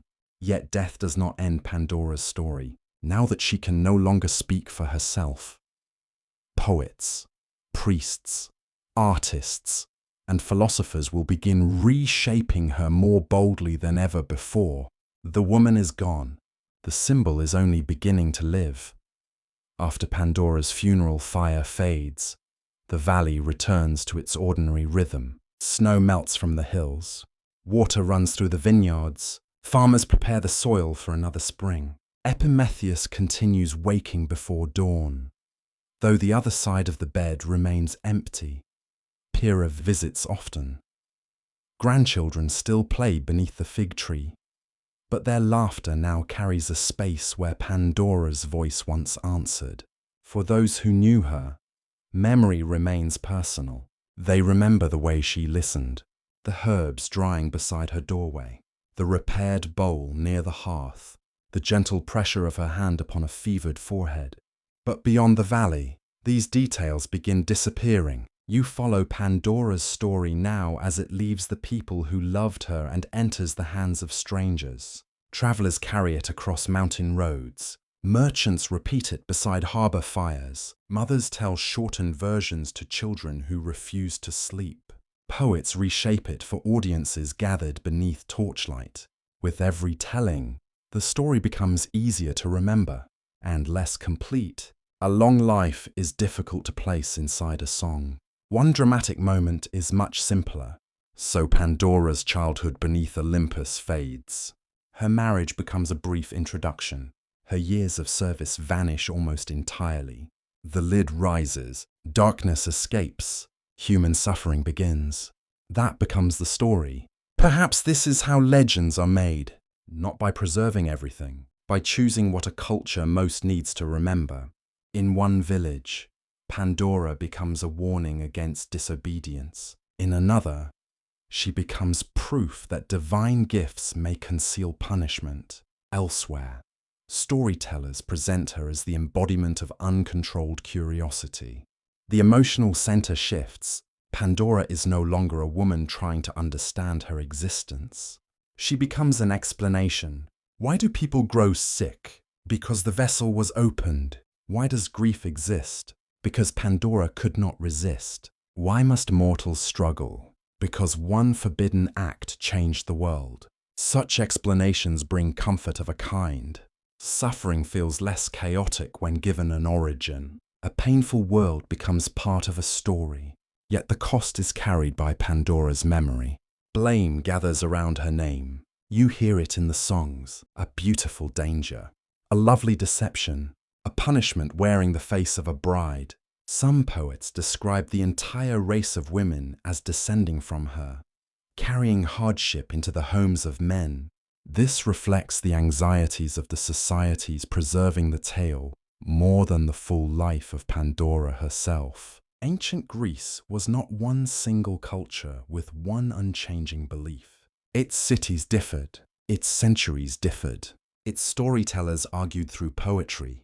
Yet many surviving works were composed within worlds where women possessed limited political and social power. The Pandora myth could therefore become a mirror for fears about marriage, desire, inheritance, and the unknown presence entering a household. The divine bride arrives. The man accepts her.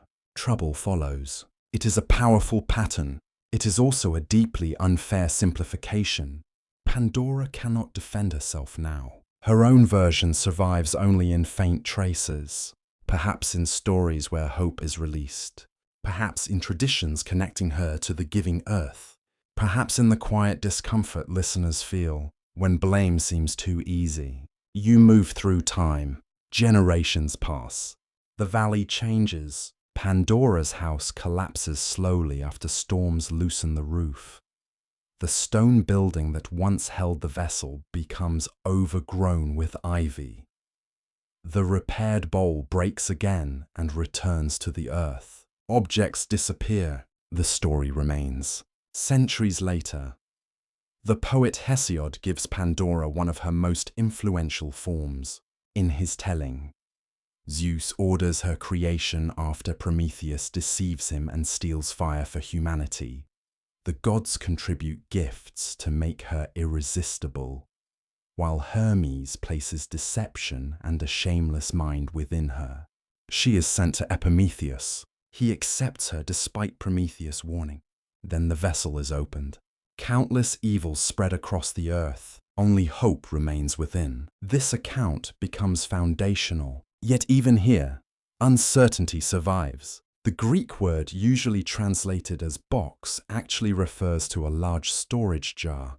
A pithos, something used for grain, oil, wine, or burial. The familiar image of a small decorated box emerges much later, possibly through a translation mistake during the Renaissance. One altered word transforms the visual memory of the myth.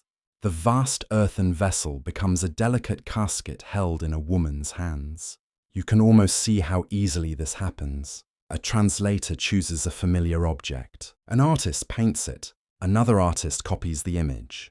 Soon the box feels ancient, even though the jar came first. Stories change not only through intention, sometimes they change through error. Pandora would understand that. Hesiod's account also leaves hope in a difficult position. Why is it kept inside? If the jar stores evils, then hope may be protected from escaping with them. If the jar is a prison, then hope may be withheld from humanity. Scholars will debate this question for centuries. Some argue hope remains as humanity's only comfort. Others suggest false hope is itself another evil. Still others believe the poem deliberately preserves ambiguity. Hope can save, hope can deceive, hope can inspire endurance, hope can postpone necessary action. You remember the golden presence rising into the valley. But the surviving poem does not settle the matter so clearly. Perhaps myths endure because they refuse to close every door. In later retellings, Pandora becomes more curious than malicious. The darkness in her character softens. Instead of carrying deception by nature, she struggles against a forbidden mystery. This version feels familiar to anyone who has stood before a locked door and wondered what lies beyond it. Curiosity is no longer merely a woman's flaw. It becomes a human condition. Without curiosity, people would never cross seas. They would never study stars. They would never ask why illness spreads or how wounds heal. Yet the same impulse may uncover dangers before wisdom is ready. Pandora becomes the symbol of that double edge. The question is not whether curiosity is good or evil. The question is whether knowledge can ever be separated from consequence. Philosophers begin seeing more than punishment in her story. They ask whether Zeus bears greater responsibility than Pandora. He creates the trap. He hides its purpose. He sends it through innocence. Can a person be fully blamed for participating in a design they do not understand? Others turn toward Epimetheus. He was warned. He accepted the gift. Why does tradition so often place the burden upon Pandora alone? Each question loosens the old certainty. The myth becomes less like a verdict, more like a trial in which every generation hears the evidence again. You enter workshops where artists shape Pandora from marble. Some portray her at the moment before opening the vessel. Her face is calm. Her hand hovers above the lid. The world has not yet changed. Others show her afterward, surrounded by winged spirits and smoke. A few paint remorse upon her face. Many focus upon her beauty. The choice reveals what each age finds most compelling: temptation, innocence, guilt, desire, danger, rarely old age, rarely compassion. The woman who lived for decades after the opening remains difficult to find. Youth is easier to turn into symbol. An older Pandora would complicate the lesson. She would prove that the story continued, that guilt did not end her life, that a person may become wiser than the role assigned to them. Still, traces of that fuller Pandora survive wherever the myth is told with tenderness. Whenever someone asks what happened after the lid closed, whenever a child wonders whether Pandora was sorry, whenever a listener refuses to believe that one mistake can contain an entire identity, night falls across another century. A storyteller sits beside a fire and begins, "Long ago, the gods created the first woman." The listeners lean closer. The details have changed again. They will continue changing. Pandora has become a mirror. Every age looks into a story and discovers its own fears, its beliefs about women, its suspicion of knowledge, its understanding of suffering, its relationship with hope. The mortal woman is gone, but her questions remain alive, and soon, those questions will travel far beyond Greece, entering paintings, poems, psychology, science, and the language of the modern world. Centuries gather like dust upon the old roads of Greece. Empires rise, temples fall, languages change. The villages that once repeated Pandora's name beside harvest fires become ruins beneath grass and wild flowers. Stone columns break beneath earthquakes. Painted pottery disappears into tombs, shipwrecks, and forgotten storerooms. Yet the story survives. You follow it now beyond the ancient world. It crosses seas in handwritten manuscripts. It enters libraries built beneath church towers. It passes through the hands of translators, painters, poets, scholars, and dreamers. Each age opens the myth again, and like the vessel itself, each opening releases something new. During the Renaissance, European artists rediscover the stories of Greece and Rome. Ancient gods return to palace walls and painted ceilings. Prometheus appears chained beneath the eagle. Zeus raises his thunderbolt.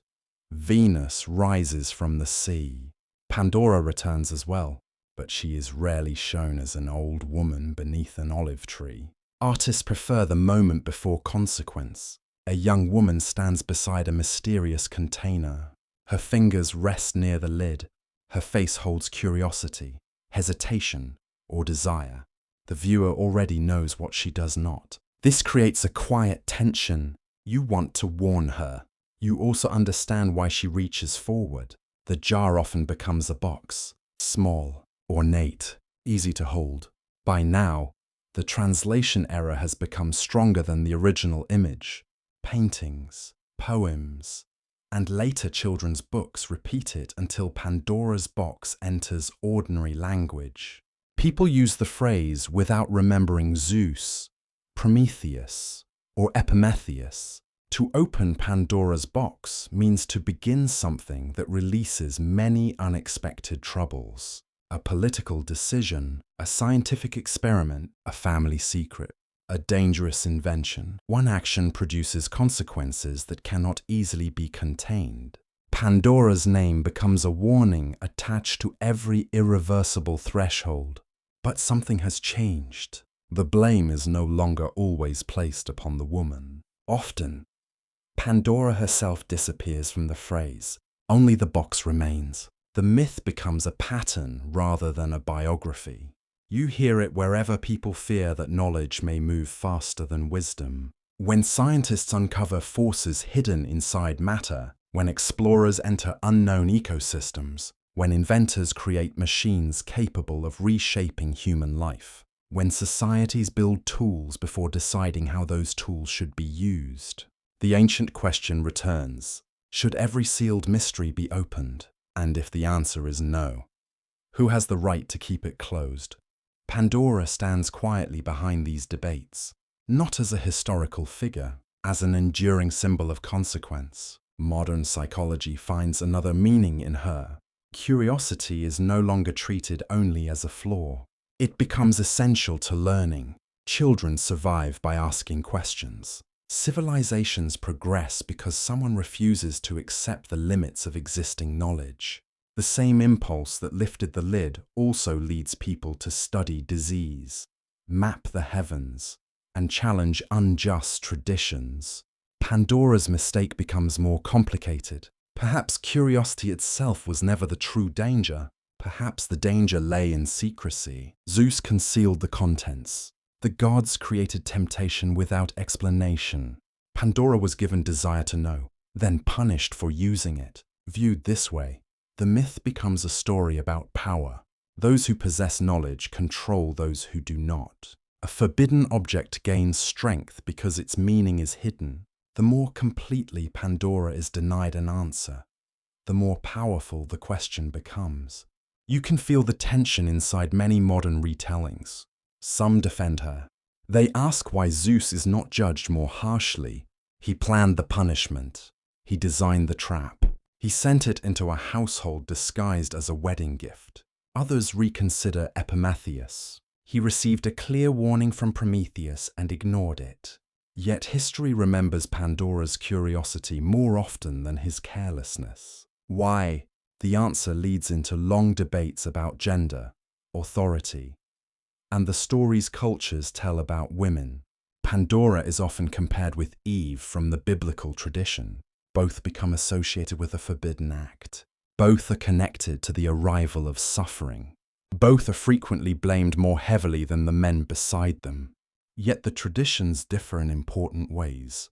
Pandora is manufactured by divine command as part of a punishment. She does not create the contents of the vessel.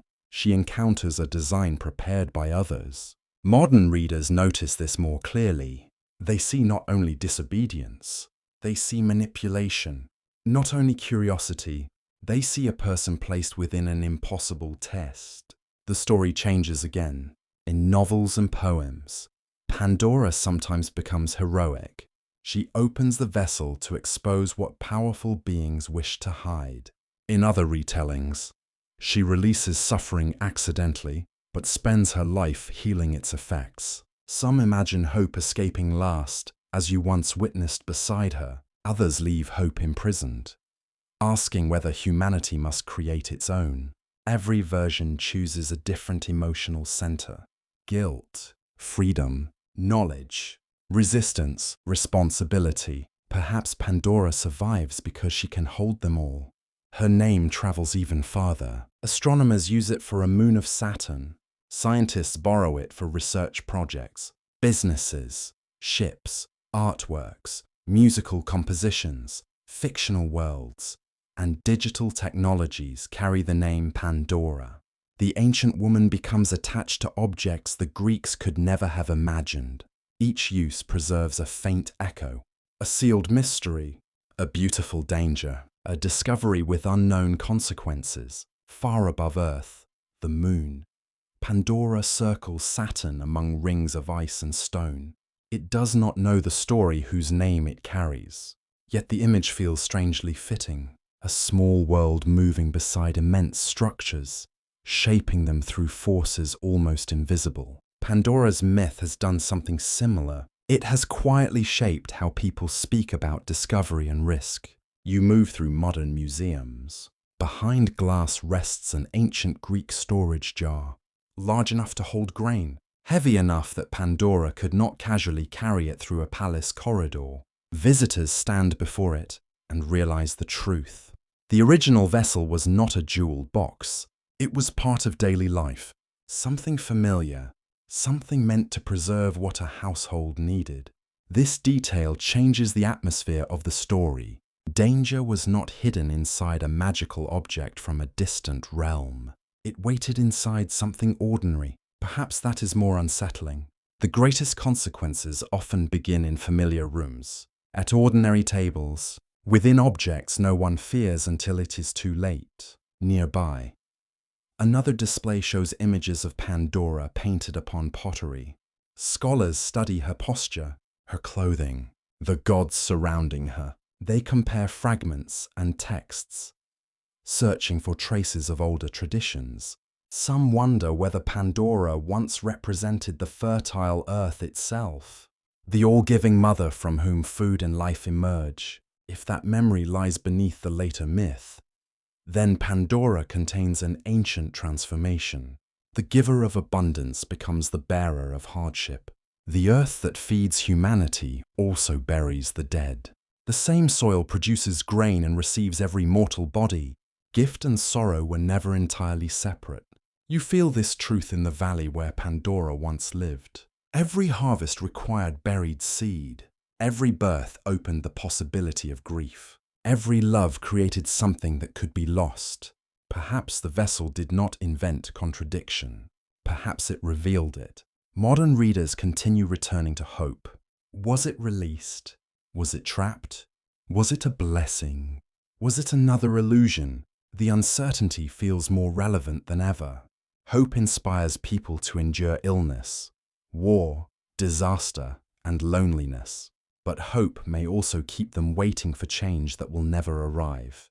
The ancient story offers no simple instruction. It asks each listener to decide how hope should be used, not as denial, not as empty promise, as the strength to act while uncertainty remains. You think again of Pandora kneeling beside the vessel, her hand wounded, her heart filled with fear, the golden light rising quietly into the darkness. Whether this happened in the oldest version no longer matters within the life you have followed. For this Pandora, hope was not an excuse. It was a responsibility.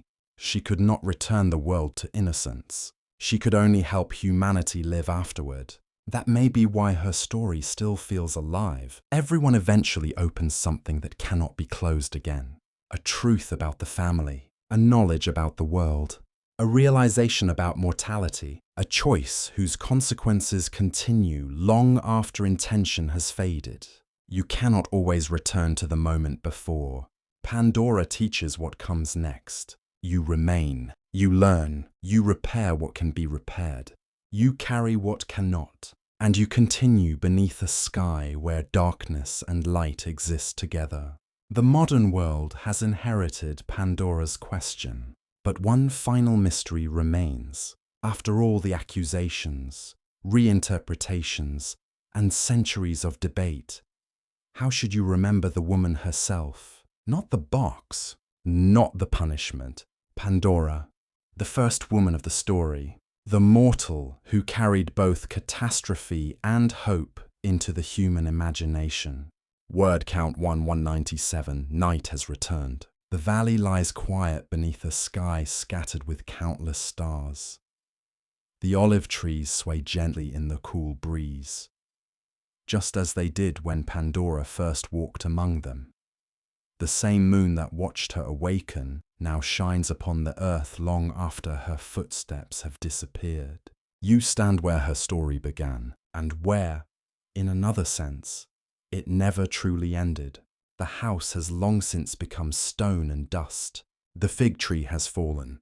The repaired bowl has returned to the earth from which its clay was formed. Even the names of those who once knew Pandora have faded into silence.